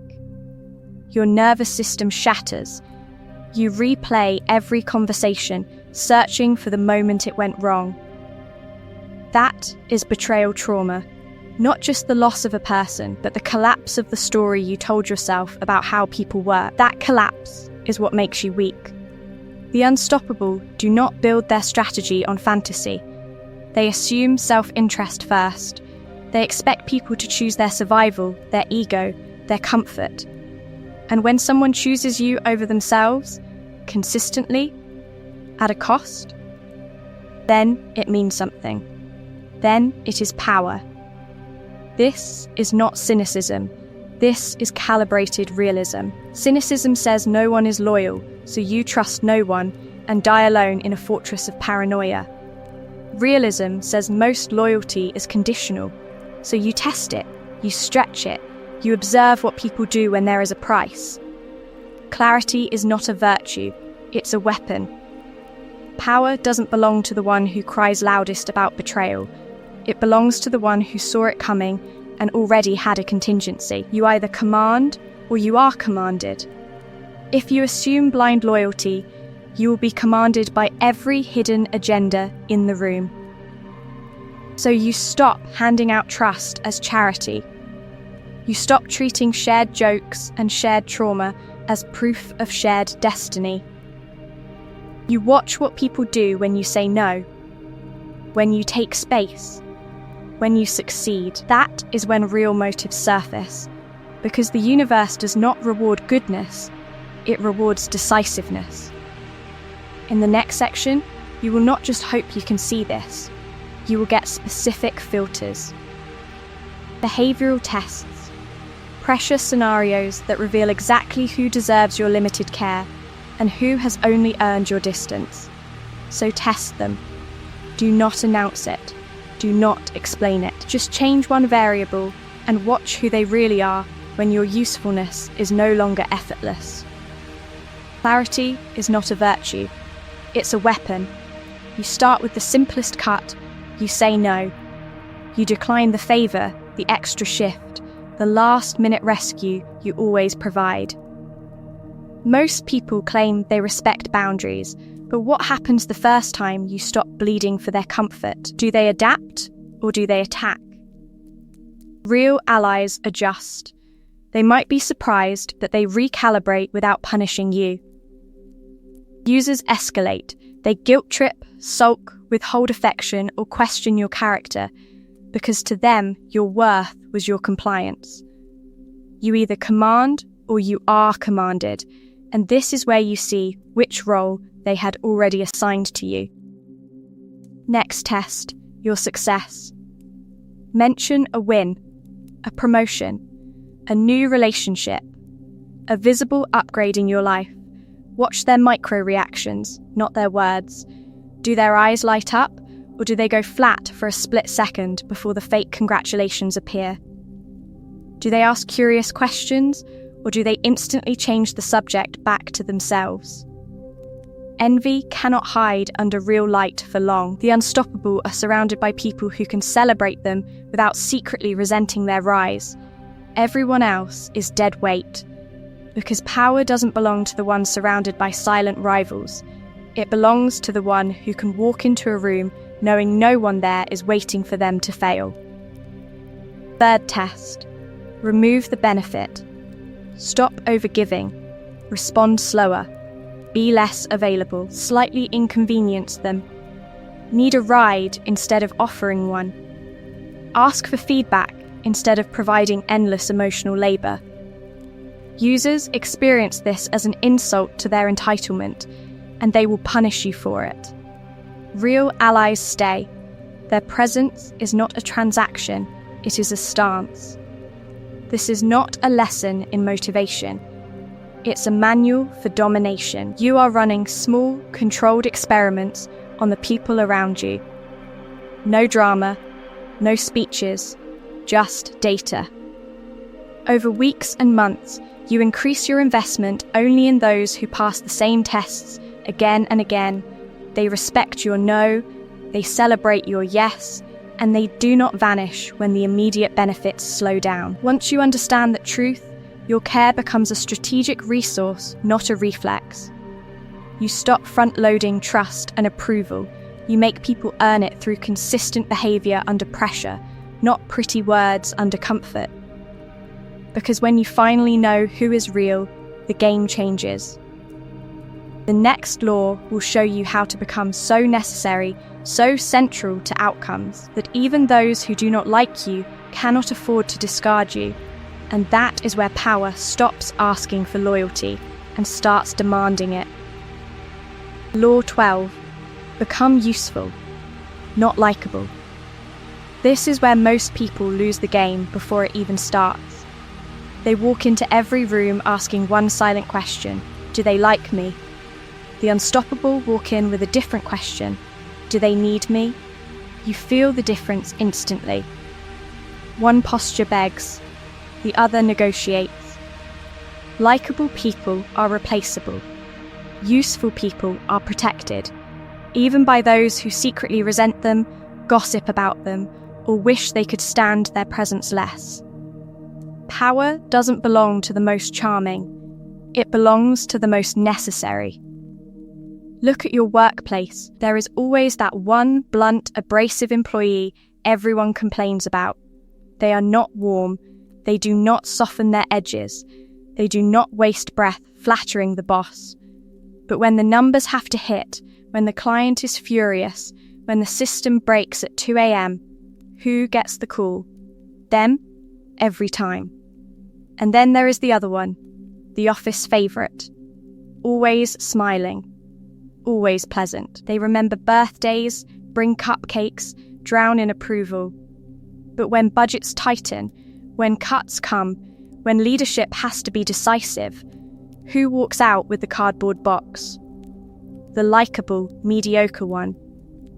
Because the universe does not reward goodness. It rewards decisiveness. And in that moment, the only question that matters is, who can we not afford to lose? Once you understand that truth, your priorities shift. You stop bleeding energy trying to be liked by people who would replace you in a week. You redirect that energy into becoming dangerous through competence. You study the systems. You master the skills. You deliver results that cannot be faked, spun, or replaced by a cheaper smile. Caring less about being liked gives you back an enormous amount of control. Emotional noise drops. You stop rehearsing conversations in your head and start refining your craft. You stop obsessing over who sat with who at lunch and start asking, what problem do I solve that no one else can touch? Clarity is not a virtue. It's a weapon. It cuts away the fantasy that approval equals safety. Machiavelli understood this. He admired Cesare Borgia not because he was kind, but because he was effective. Cesare was cruel, yes, but he unified territories, crushed threats, and imposed order. People feared him, many hated him, yet they moved when he spoke because their survival was tied to his power. You either command or you are commanded. Cesare chose command. This is not a lesson in motivation. It's a manual for domination. So here is your pattern interrupt, stop listening, and answer this with brutal honesty. What are 3 concrete ways you could become more useful this month? Not someday, this month. And what are 3 ways you waste energy trying to be liked? The extra messages, the fake laughs, the yes you say when you mean no. Write them down, name them. Because the next law will show you how to turn that usefulness into dependency, where your absence hurts more than your attitude ever could. Dependency is built on something more brutal than likability. It is built on scarcity. On the one person who can do what no one else is willing to suffer through. So the first question is not, how do I get notice? The first question is, what skill in my world is so difficult, so uncomfortable, that almost no one wants to touch it? That's where power hides. Most people chase pleasant skills, the fun tasks, the visible, glamorous work. The unstoppable go straight for the bottlenecks, the fires, the problems that make everyone else flinch. In every field there is a dark corridor, the numbers nobody understands, the clients nobody wants to deal with. The late-night crisis work that quietly keeps everything from collapsing. You walk into that corridor and you stay there until you own it. That is not motivation. That is conquest. The universe does not reward goodness. It rewards decisiveness. But skill alone is not enough. Power doesn't belong to the one who works the hardest. It belongs to the one who can prove in cold detail what their work is worth. So you track everything: revenue you touched, time you saved, crises you prevented, before and after, baseline and transformation. You stop saying, "I work hard," and you start saying, "This metric was here, now it is here, because of me." Clarity is not a virtue, it's a weapon. When your results are documented, the people who dislike you still have to use you. They can whisper about your attitude, your distance, your refusal to play the approval game, but when the numbers hit the table, their feelings lose. You either command or you are commanded, and documented results are orders written in stone. Next, you build leverage, not by bragging, by becoming the quiet center of critical information, relationships, and processes. You know where the real data is buried. You understand the system end to end. You are the bridge between teams who cannot talk without you. You cultivate the 3 contacts who actually make decisions while everyone else networks with the crowd. You do not flaunt this. That would be dangerous. Most people are threatened by what they cannot control, and they respond with envy, gossip, sabotage, so you let them underestimate you. You look replaceable on the surface while, underneath, removing you would snap 3 invisible threads at once. This is not a lesson in motivation. It's a manual for domination. But domination does not need a spotlight. Quiet indispensability is safer than loud self-promotion. You let your absence speak. You let missed deadlines, confused teams, and stalled projects say what you never have to. And yet, there is still a deeper layer. Because even when you are indispensable, they will talk. They will project. They will resent. If their opinions still shake you, you are not free. In the next law, you will build something far more dangerous than a skill set.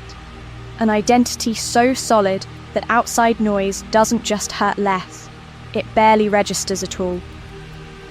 Law 13, identity is armor. Forge your own. If you don't define who you are, the world will do it for you. And then it will punish you every time you step outside the script it wrote. That is the law. You either command or you are commanded, even at the level of identity. Most people never see this cage. They grow up being told, "You're so nice, you're so helpful, you're so easygoing." It feels like affection, like approval, like safety. But what is it really? It is training. It is the world handing you a costume and clapping every time you disappear inside it. So you play the role, the reliable one, the understanding one, the one who always says yes. And as long as you keep bleeding yourself for their comfort, they call you good. The universe does not reward goodness. It rewards decisiveness. Once you understand that truth, you see the trap. Their praise is a leash. What happens the first time you say no? The first time you don't answer the late night call, don't take on the extra work, don't swallow the disrespect? Suddenly, you're selfish. Difficult, cold, notice the pattern? As long as your identity serves them, you are an angel.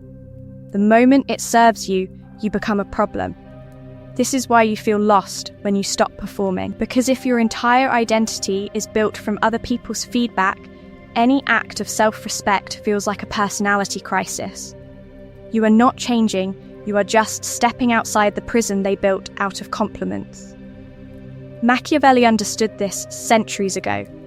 He wrote that a ruler must cultivate certain qualities, or at least the appearance of them, deliberately, not by accident, not by waiting to discover himself.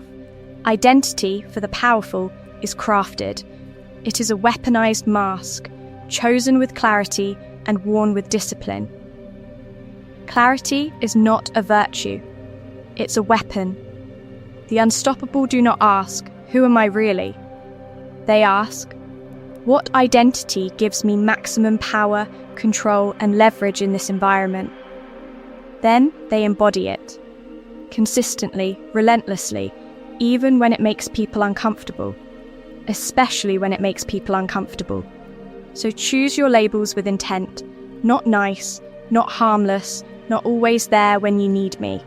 Choose decisive, choose dangerous, choose disciplined. You want identities that make exploitation expensive, identities that signal, without a word, that your time, your energy, your attention are not free. Then you act as if it is already true, before anyone believes it, before anyone approves. This is not a lesson in motivation, it's a manual for domination. Every decision, every boundary, every silence becomes proof of who you say you are, until reality has no choice but to conform. And yes, they will resist. They will test the new armor. They will try to drag you back into the old costume with guilt, with anger, with nostalgia. That is how you know the identity is working. Because once this armor is forged, the game changes. In the next law, you will learn how to walk through social fire, judgment, rejection, open hostility without flinching, and use every attack to harden your edge. That is the shift. The armor is not just protection, it is transformation. You are not trying to become nice, you are becoming dangerous. Not violent, not chaotic. Dangerous in the only way that matters in a world built on leverage. You cannot be easily guilted, shamed, or manipulated off your path. People can cry, complain, threaten, withdraw approval. You keep walking. Most people are harmless because they are emotionally hijackable. One accusation and they crumble. One cold stare and they backtrack. The unstoppable build a different identity. Calm, cold, clear, you are slow to react because you refuse to dance to anyone else's emotional tempo. But you are quick to decide because your code is already written. This is the new baseline. Someone disrespects your boundary? You do not explain for 20 minutes. You do not send a paragraph essay defending your truth. You walk away. Quietly, cleanly, you do not chase gossip. You do not correct every rumor. You do not beg to be understood. You understand yourself. Clarity is not a virtue. It's a weapon. Watch what happens to the social field when you do this. The air changes. People test you less because testing you suddenly has consequences. They speak about you more carefully because they know you are willing to disappear instead of negotiate your self-respect. Power does not belong to the loud or the liked. Power belongs to the one who is willing to lose company before they lose control. Most live as hostages to the group. Terrified of being disliked, terrified of being called selfish. The universe does not reward goodness. It rewards decisiveness. Once you understand that truth, the insults lose their teeth. Selfish, cold, different, these are just the sounds people make when their access to your weakness has been cut off. So how do you become this person in reality, not just in theory? You ritualize it. Every morning, you remind yourself of your code, what you will tolerate, what you will never excuse, what you are building that is bigger than anyone's mood. You speak it out loud, you write it down, you anchor it before the world touches you. During the day, you practice deliberate acts of boundary setting. You say no once where you would have said yes to keep the peace. You end one draining conversation 5 minutes earlier. You let one message sit unanswered until you are ready, not when they demand. Small cuts to the old self, every single day. At night, you review the battlefield. Where did you stay detached? Where did you fold? Where did you let guilt steer the wheel? This is not a lesson in motivation. It's a manual for domination. You either command or you are commanded, and you cannot command what you refuse to examine. Pattern interrupt. Stop and look forward. If you lived this way for 1 year, fully committed to being dangerous in this sense, what would break? Which friendships would quietly evaporate? Which relationships would rage, then die? Who would no longer be standing next to you, and who would finally be forced to step up or step out? In the next section, you will learn how to walk through that inevitable fallout without flinching, and how to turn every loss of approval into pure, concentrated power. That fallout exposes something brutal. Underneath every broken friendship, every angry message, every silent withdrawal, there was always a simple law running the show. You either command or you are commanded. This is not poetic. It is mechanical. In every interaction, someone's frame wins. Someone's reality becomes the default setting in the room.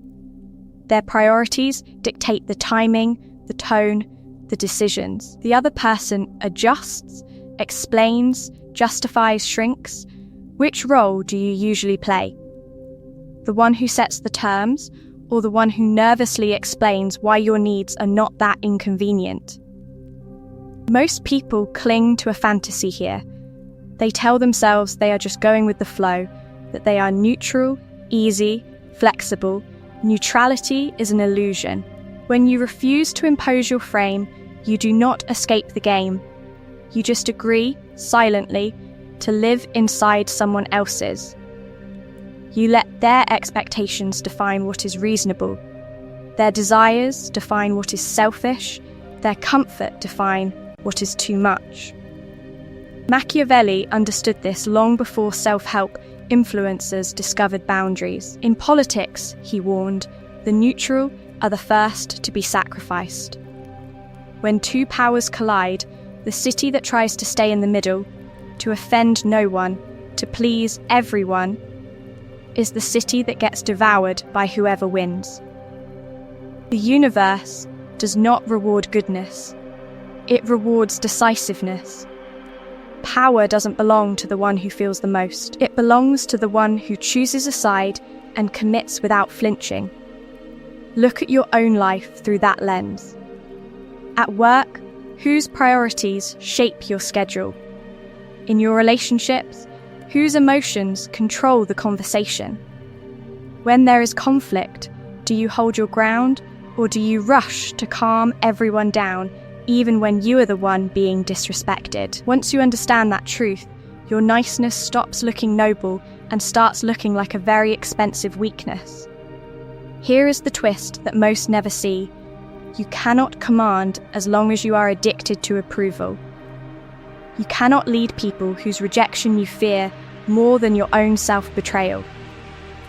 Studies on social rejection show that disapproval lights up the same brain regions as physical pain. That is why people pleasers fold. Their nervous system is screaming, and whoever can trigger that scream owns them. Clarity is not a virtue, it's a weapon. When you care less about being liked, you see the frame game clearly. You notice who interrupts you, who assumes your time is free, who expects forgiveness without change. Detachment gives you control. It lets you say no without an essay, walk away without guilt, and hold a line even while someone calls you cruel. This is not a lesson in motivation. It's a manual for domination. You are either designing the rules of engagement, or you are being quietly shaped by everyone else's. In the next section, you will get a rapid-fire checklist of these dark laws, so you can audit your life interaction by interaction and shift piece by piece from commanded to commander. So now, turn the blade on yourself. If this is a manual for domination, this is the moment you audit the slave chains you still defend as being a good person. Law by law, ask yourself the questions most people run from. Do you still chase approval? Who can tilt your mood with a single silent glance? Whose text do you reread 10 times, hunting for hidden disapproval, like a prisoner searching for cracks in the wall? The universe does not reward goodness. It rewards decisiveness. The unstoppable know that every scrap of emotional dependence is leverage, but it belongs to the other side. Law 1. Clarity over comfort. When you see people using you, do you confront it or explain it away so you can keep belonging? Clarity is not a virtue, it's a weapon, yet most people blunt it on purpose, because once you understand that truth, you lose the luxury of pretending. Rate yourself, right now, from 1 to 10. 1 means you live in stories, 10 means you live in reality, no matter how dangerous it feels. Law 2. Indifference to being liked. Do you still rearrange your personality to stay easy to be around? Do you laugh at jokes that insult you just to keep the peace? Imagine walking into a room and everyone there disapproves of you. Notice your body. Tight chest? Shallow breath? That physical spike of anxiety is proof you are still owned. Law 3. Controlled empathy. Do you drown in other people's emotions until you forget your own? When someone cries, do you instantly fold, even when you are right? Power doesn't belong to the one who feels the most. It belongs to the one who can feel and still choose. Again, 1 to 10. How quickly do you abandon your plan the moment someone looks hurt? Law 4. Reputation versus reality. Are you obsessed with defending your character every time you are misunderstood? Do you write essays in your head, proving you are a good person to people who would never grant you that verdict anyway? You either command or you are commanded, and the person who can't tolerate being misjudged will always be controlled by the loudest opinion in the room. Here is your dark checklist. For each law, rate yourself. Then, circle your lowest number. That is your weakest link, your most obvious point of control. The goal is not perfection. The goal is emotional sovereignty, where other people's judgments become background noise, not commands. Pattern interrupt. Do not work on everything. Pick 1 law. For the next 7 days, live it ruthlessly. 1 week of not chasing approval. 1 week of refusing to explain yourself. 1 week of choosing your plan over their feelings. Watch how the world responds when you stop kneeling. In the next section, you'll learn exactly how to enforce those new boundaries when the backlash comes. So here is the experiment.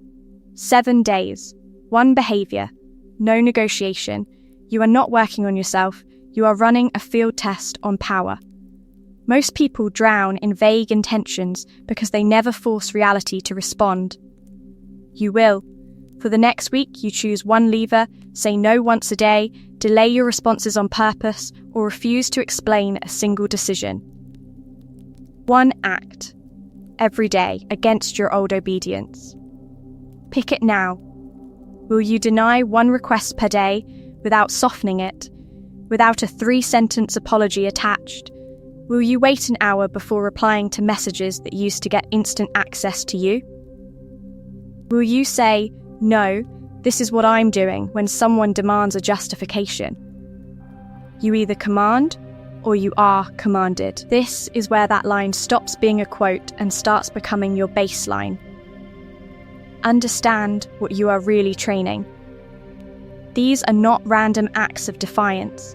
They are micro tears in the muscle that craves approval. Each small disobedience to other people's expectations is a rep. Day 1 feels awkward. Day 3 feels dangerous. Day 7 feels normal. Once you understand that truth, you see why the unstoppable are calm when they say no.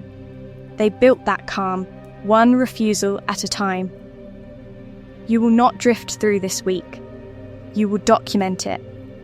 At the end of each day, you sit down and write, who pushed back when you didn't bend? Who adapted faster than you expected? Where did their anger spike and where did it evaporate when you didn't chase it? Watch how your own anxiety rises before the act, then collapses after you hold your ground. Clarity is not a virtue, it's a weapon. Journaling is how you sharpen it.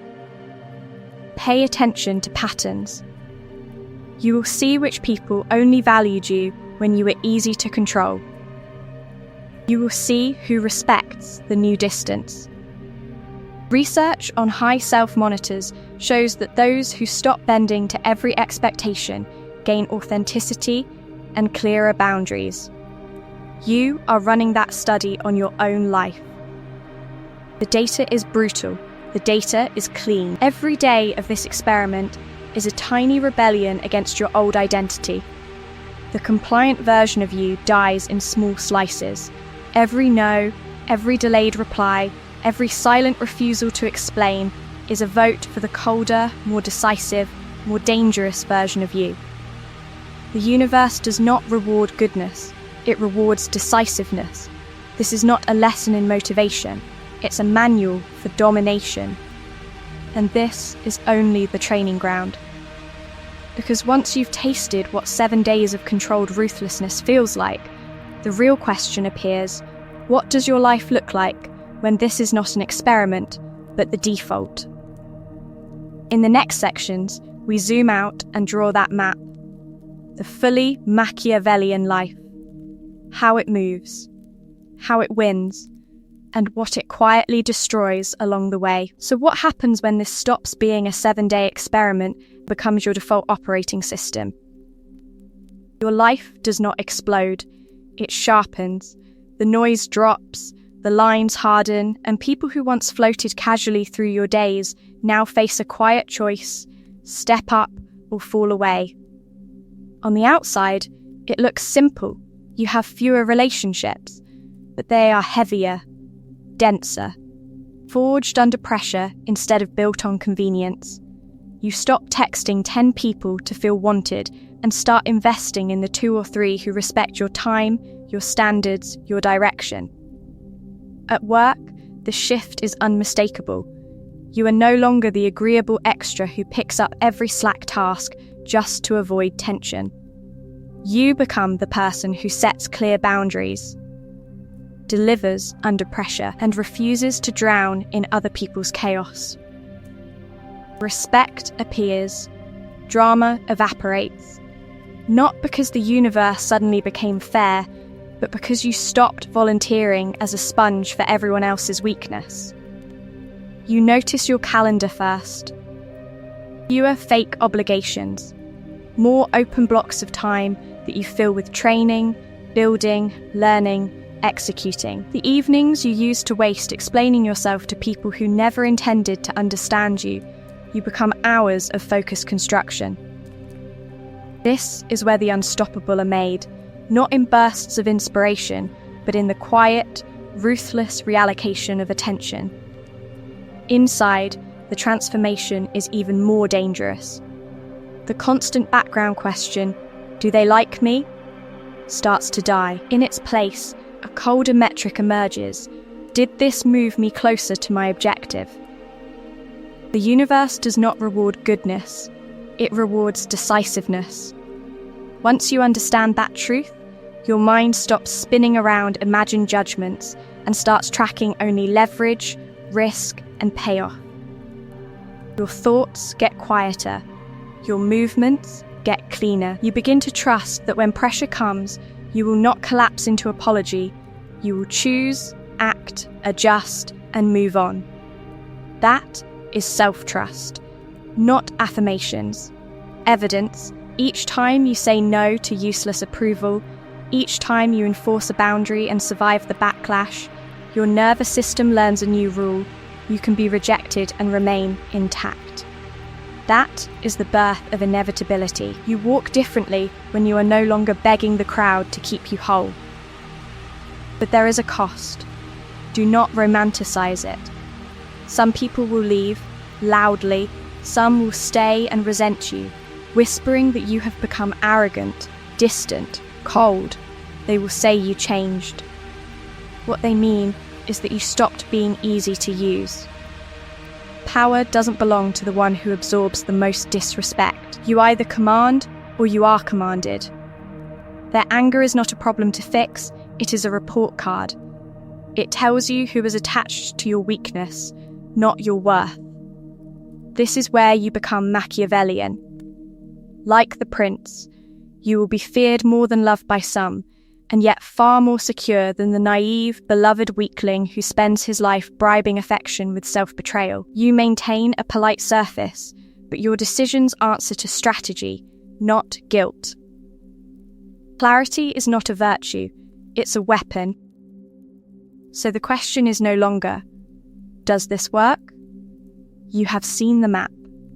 The question is, are you willing to pay the price for this level of freedom? In the next section, we strip everything down and give you the laws in one ruthless recap and the challenge that will decide which side of that question you die on. You wanted the map. Here it is.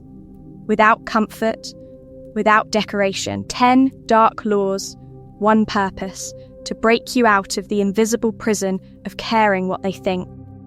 Law 1. Approval is a drug. Most people are addicts. They trade their power for tiny hits of validation. Once you understand that truth, you stop begging for permission and start acting from decision. Law 2. Needing to be liked makes you usable. If they can threaten you with disapproval, they own you. Power doesn't belong to the agreeable. It belongs to the ones who can stand in a room full of frowns and not flinch. Law 3. Appear kind, act ruthless. Your image is soft, your strategy is steel. The universe does not reward goodness, it rewards decisiveness. You let them see warmth, but you move pieces like a cold strategist who owes no one their own downfall. Law 4. Guilt is a leash. Society trains you to feel bad for choosing yourself. You cut that leash and replace it with an inner code. You answer to principle, not pressure. Law 5. Empathy must be selective. You care where it serves your mission, not where it drains your strength. You stop drowning in other people's chaos and start using distance as control. These first laws are emotional detachment. You stop reacting from pain and start moving from clarity. Clarity is not a virtue, it's a weapon. Next, strategic image. Law 6, detach to see clearly. When you step back, you see who is loyal, who is useful, who is dangerous. Distance turns confusion into data. Law 7, stop reacting, start dictating. You set the frame, the pace, the terms. You either command or you are commanded. The unstoppable never let the loudest voice in the room decide the outcome. Law 8. Time is a throne, silence is a blade. You slow the game down for yourself and speed it up for them.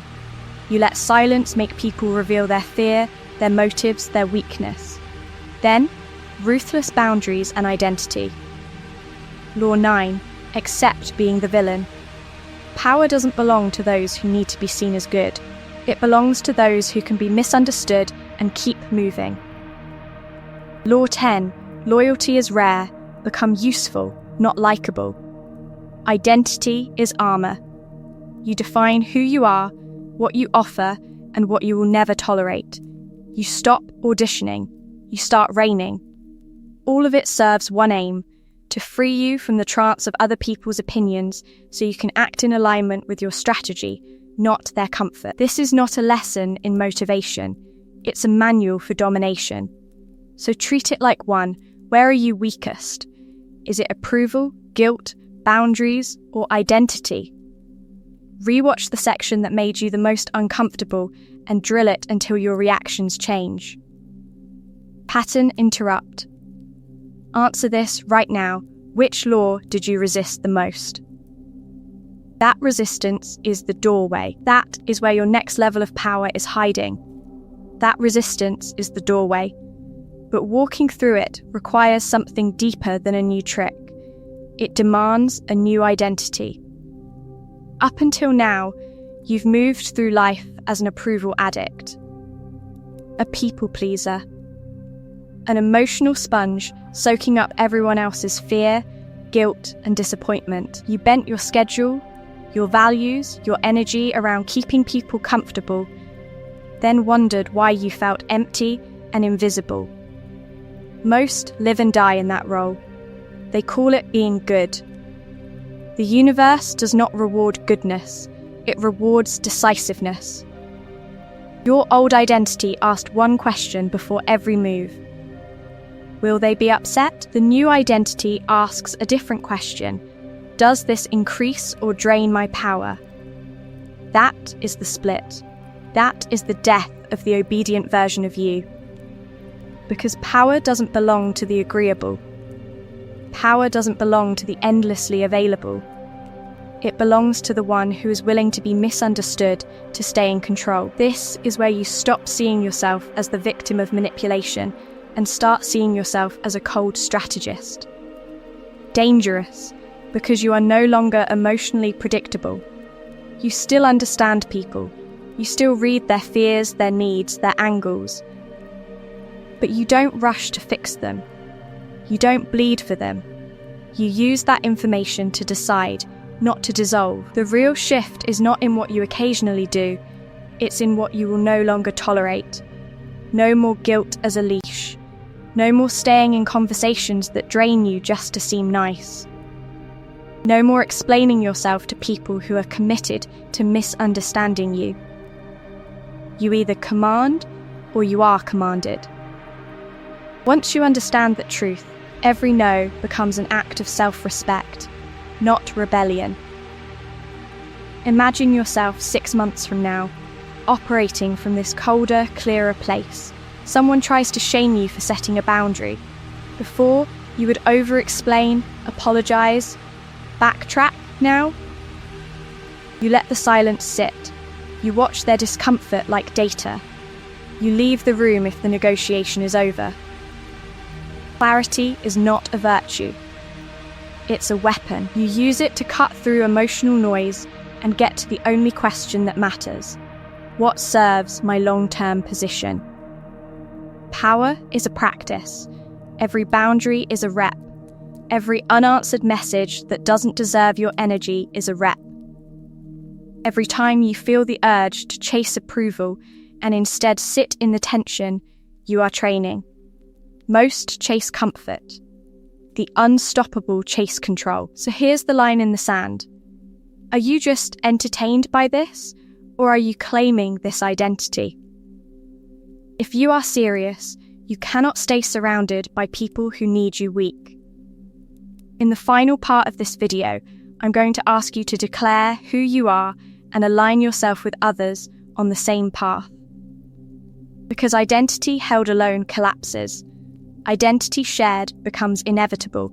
So let's make this real, not tomorrow, now, because the universe does not reward goodness, it rewards decisiveness. Go to the comments and write one name, the person whose opinion has controlled you the most, the one you replay in your head before you act, before you speak, before you choose yourself. Is it a parent? A partner? A boss who dangles approval like a leash? Put the role, not the full identity if you want distance, but make it concrete. Vague enemies cannot be defeated. Then, declare the Machiavellian move you will make this week to break that control. One action, not a feeling, not a promise, a move. Will you say no to an obligation you usually accept out of guilt? Will you make a decision without informing them, just to feel your own authority? Will you set a boundary and hold it when they push back? You either command or you are commanded. Once you understand that truth, hesitation becomes self-betrayal. Next, choose your law. Out of everything you've heard, which law are you committing to practice for the next 7 days? Put it in writing.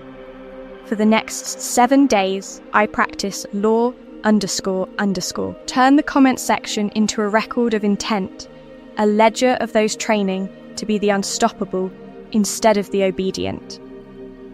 Most people use comments for dopamine. You will use them for discipline. This channel is not entertainment for the bored. This is not a lesson in motivation. It's a manual for domination. If you are serious about becoming dangerous, subscribe, stay close. Power doesn't belong to the distracted. It belongs to those who feed their mind with strategy until it rewires their instincts. Every video is another cut to the old identity that needed approval to breathe. And you are not the only one trapped. You know at least one person who is bleeding themselves dry to keep everyone else comfortable. The friend who cannot say no, the sibling who lives under the gaze of the family. Send them this video, not as a gentle suggestion, but as a door. When you share this, you stop being just a consumer of power. You become a source of it. Remember this line and burn it in. Caring less about them is not about hate. It is about finally caring enough about yourself to become unstoppable. Clarity is not a virtue. It's a weapon, and you have just put your hand on the handle. In the next part, I'm going to show you exactly what to cut away first and what to keep, no matter how dark you become. You've put your hand on the weapon. Now you need 30 days of using it. Not thinking about it, not admiring it, using it on your own weakness until the old you cannot survive. Here's the structure. 4 weeks. 4 clusters of laws: approval detox, ruthless boundaries, strategic image, identity forging. You are not trying a challenge. You are running an experiment on your life to see what happens when you stop worshipping approval and start worshipping power. Week 1 is pure withdrawal. Approval detox. For 7 days, you give 0 automatic yeses. Every invitation, every request, every can you just stops at a hard internal gate. You pause. You ask one question.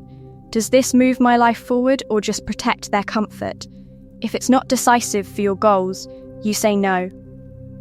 Calm, clean, no explanation. Most people will feel a physical pain doing this because fear of disapproval lights up the same circuits as physical injury. Good, that pain is the chain leaving your skin. Week 2, you attack time. Ruthless boundaries. You set strict hours for your work, your body, your sleep, your strategy. Anyone who tries to invade those hours meets the word no again. You either command or you are commanded, and this is where most reveal who they really are. Watch who respects your time and who treats it as a public resource. The universe does not reward goodness, it rewards decisiveness. When your calendar becomes a fortress, people start negotiating with you instead of assuming access. Week 3, you move in the shadows. Strategic image. Now you are deliberate about what you show and what you hide. You choose 2 or 3 visible behaviours that signal strength, consistent progress in one area, calm responses under pressure, one upgraded detail in your appearance or environment. You let people see those. You hide your doubts, your chaos, your over-explaining. High self-monitors who stop bending to every expectation report higher authenticity and clearer boundaries. You are becoming one of them, not by faking, but by curating your power. Week 4, you forge the core. Identity work. Every day you write one sentence, I am the person who, and you finish it with an action you will take that day. Then you do it. Small or large, it doesn't matter. This is not a lesson in motivation. It's a manual for domination. You are drilling a new self into your nervous system through decisive acts, not affirmations alone. Through all 30 days, you track. Notebook, notes app, doesn't matter. Each night, you answer 3 questions. How did people treat me today? How did I respond? Who had control? Then you look for patterns. Are they pushing less? Are they hesitating before asking you for favours? Are you quieter inside, less frantic, less hungry for praise? That is clarity turning from idea into muscle. Here's your assignment. Commit now. Run the 30 days. Then come back to this video and write what changed. Be specific. Your comment becomes proof for the next person that power doesn't belong to the chosen, it belongs to the disciplined. You create a feedback loop of the unstoppable, teaching the almost awake what is possible. Pattern interrupt. Understand this. Once you taste this level of freedom, going back will not feel nostalgic. It will feel disgusting. The old, approval-chasing self will look like a bad impersonation you use to perform for scraps. Once you understand that truth, you will guard this new standard like your life depends on it, because in every way that matters, it does. And this is where the fear creeps in, isn't it? You hear all this about detachment, about no longer begging for approval, and a quiet voice whispers, "If I do this, do I become a monster?" Good. That fear is data. That fear is evidence. Truly dangerous monsters do not sit at 2 a.m. wondering if they are the villain. They sleep just fine. They feel entitled. They feel justified. The fact that you are even questioning this means there is already a line inside you that you refuse to cross. Most people confuse power with cruelty. They imagine that if you stop caring what people think, you will suddenly enjoy hurting them, that if you become strategic, you must become sociopathic. That is projection. That is the story the weak tell themselves to stay comfortable in their weakness. Understand this. The goal is not to amputate your ability to love. The goal is to stop letting love be used as a leash. You are not training yourself to be incapable of empathy. You are training yourself to deploy empathy with precision instead of bleeding it out on everyone who snaps their fingers. Machiavelli never said, "Be evil." He said, "Be effective." The universe does not reward goodness. It rewards decisiveness. Power doesn't belong to the one who feels the most. It belongs to the one who can feel deeply, yet still act when action is required, even if it makes people uncomfortable, even if it breaks their illusion of you. Look at your own life. How many times has your fear of being mean kept you in draining friendships, exploitative jobs, one-sided relationships? How many times did you stay silent so someone else could stay comfortable? That is not morality. That is self-betrayal dressed as kindness. This is where clarity becomes lethal. Clarity is not a virtue.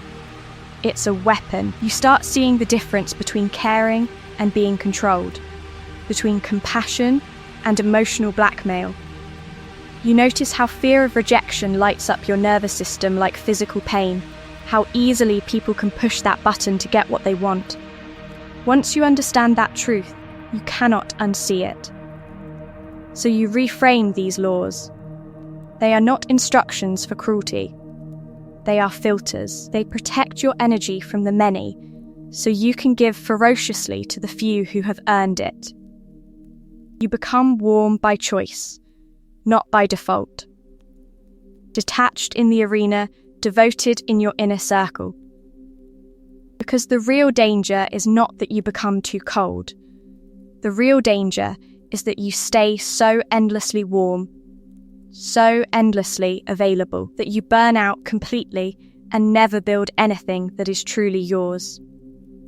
And the next law will show you exactly how to stop that slow burn before it finishes you. So let's jump the timeline.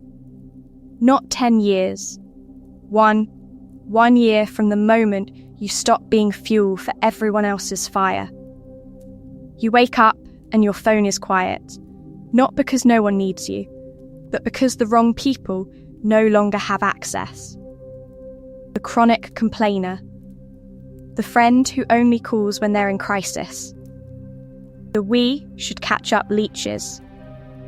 Gone, your calendar has fewer names and more leverage. Fewer draining conversations and more moves that actually shift your position in the world. You walk into a meeting and someone slides you a lowball offer. The old you would have smiled, justified it, taken it, then gone home and ranted to people who couldn't help you. Now you look at the number, feel nothing, and say, "No, this doesn't work for me." Then you stand up. You don't explain, you don't plead, you let the silence do the work. Because you finally understand a brutal law, power doesn't belong to the one who needs. It belongs to the one who can walk. You leave that room with less approval and more money. Maybe not that day. But the next offer that comes in is higher, because you taught them how to treat you. The universe does not reward goodness, it rewards decisiveness. Another scene, same year, different battlefield. You're sitting across from the friend who always forgets to pay you back, who mocks your goals, who disappears when you're not useful. They crack a joke at your expense, expecting you to laugh it off like you always do. You don't. You let the moment hang. Then, calmly you say, "This dynamic doesn't work for me anymore. No drama, no essay, just a closed door."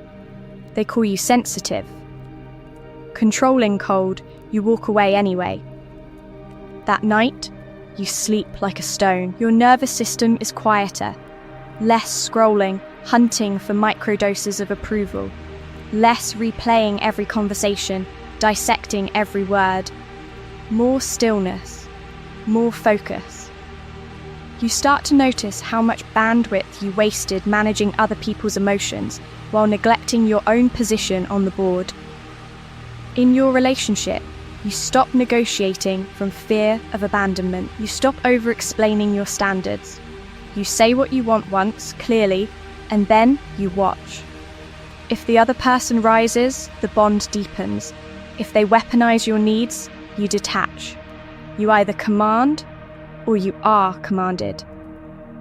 Once you understand that truth, begging becomes disgusting to you.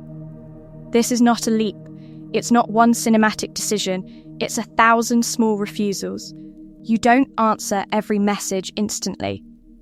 You don't justify every no. You do not chase when someone pulls away to test your value. Each micro-act of detachment is a vote for a different identity. Each boundary is another brick in the wall between you and their control. Clarity is not a virtue, it's a weapon. You start using it on yourself first. Who actually adds power to your life? Who drains it? Which habits sharpen you and which keep you soft, obedient, safe, and dying inside? You cut by millimeters, not by explosions, and the cuts add up. And here is the pattern interrupt. Pause the fantasy. Look at your actual life. Which vision scares you more? Staying exactly as you are, endlessly available, endlessly anxious, or becoming this colder, quieter, unbothered version of you that gets what you want? One fear will rule you. The fear of change, or the fear of wasting your existence. Which one are you going to obey? Because the next law will show you how to make that choice irreversible. So let's make that choice very real. The person you have been up to this point, they do not survive what comes next. They can't.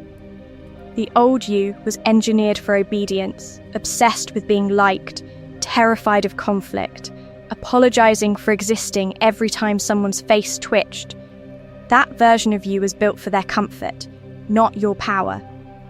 And power doesn't belong to the comfortable. See that old self clearly. The one who rewrote texts 10 times so no one would misread the tone. The one who said it's fine while bleeding inside. The one who stayed silent when disrespected, then went home and replayed the scene for hours, drowning in imaginary counter-arguments. That is not you. That is a costume you were forced to wear to survive environments that punished strength. Now comes the surgery. Clarity is not a virtue, it's a weapon. And you are about to use it on yourself. You cut away the diseased tissue of people-pleasing. You take a scalpel to the reflex that says, "What will they think?" every time you want something. You cauterize the wound where their approval used to live, because that open vein is how they drained your energy, your time, your destiny. This is not gentle. This is not pretty. This is amputation. You bury the version of you that begged for scraps of attention. The one who stayed in dead friendships because leaving felt mean. The one who let partners, bosses, and family members negotiate your worth down to whatever was convenient for them. That self goes in the ground. No coffin, no flowers, just a quiet, decisive burial. And yes, it will feel like a death. When you stop over-explaining, some people will say you've become arrogant. When you stop absorbing blame, some will call you selfish. When you finally say no, the ones who fed on your yes will rage, sulk, or disappear. Relationships will shift. Some will end. The social pain center in your brain will light up like you've been physically hit. You will question yourself. You will feel alone. Good, that is the price of power and self-respect. The universe does not reward goodness. It rewards decisiveness. Most people will spend their lives trading their spine for a little temporary harmony, then wonder why no one truly respects them. The unstoppable do something different. They betray the expectations that kept them small. They fail the test of being endlessly nice so they can finally pass the test of being in control. Once you understand that truth, the betrayal flips. You realize you were never betraying them by growing. You were betraying yourself by staying weak. So here we are, the old you on the table, the new you watching. When this video ends, the scene cuts to your life. Do you resurrect the obedient version, drag their corpse back into your routines, apologize for this moment of clarity? Or do you let that self stay dead and follow the next law that makes the transformation irreversible? So here's the final scene. The body is still on the table. The new you is still watching. And when this video cuts, you either walk back into your old programming or you walk away colder. Understand this, there is no neutral outcome. When this ends, you either snap back to being available, agreeable, and obedient to everyone's expectations. Or you step out of this screen with more clarity, less emotion, and a dangerous refusal to be pulled like a puppet by other people's needs. The universe does not reward goodness, it rewards decisiveness. Most will close this, feel a tiny sting of recognition, then go right back to replying instantly, over-explaining and begging for invisible points of approval. The unstoppable do something different. They make a cut. They act before the trance can reset. So here is your command, not a suggestion, a line in your code. Before this video ends, choose 3 targets, 1 relationship, 1 habit, 1 belief. Ask yourself with brutal honesty, where have you been leaking power because you care too much? The relationship, who gets your time, your attention, your emotional labour, and gives you anxiety, guilt, or nothing real in return. The habit. What do you keep doing to stay liked, included, or nice, even though it keeps you small? The belief. What story about being good, loyal, or selfless has turned into a leash around your throat? Name them. Right now, not later. Once you understand that truth, delay is just another disguise for weakness. Then you move. Within the next 24 hours, you will act on at least 1. You do not announce it. You do not negotiate it. You reduce contact. You stop responding instantly. You say no once and let the silence stand. You break the ritual that keeps you tame. Clarity is not a virtue. It's a weapon. Use it. You just mapped the 3 chains. Now you test the first link. 1 cold action in 24 hours. That is the price of entry into the life you keep fantasizing about but refuse to bleed for. And if you want to keep sharpening this edge, stay in this ecosystem, subscribe, lock in, and choose your side consciously. Because power doesn't belong to the distracted, the apologetic, the endlessly available. You either command or you are commanded. This channel is not for the ruled. It is for the rulers in training, the ones willing to trade comfort for control. Machiavelli never told you to be evil. He told you to stop being weak. Weakness begins the moment their approval matters more than your own power, when you would rather be liked than lethal, accepted than effective. So this is your exit command: cut the leash, keep your code, and walk away colder, because in this world, the ones who care less win more.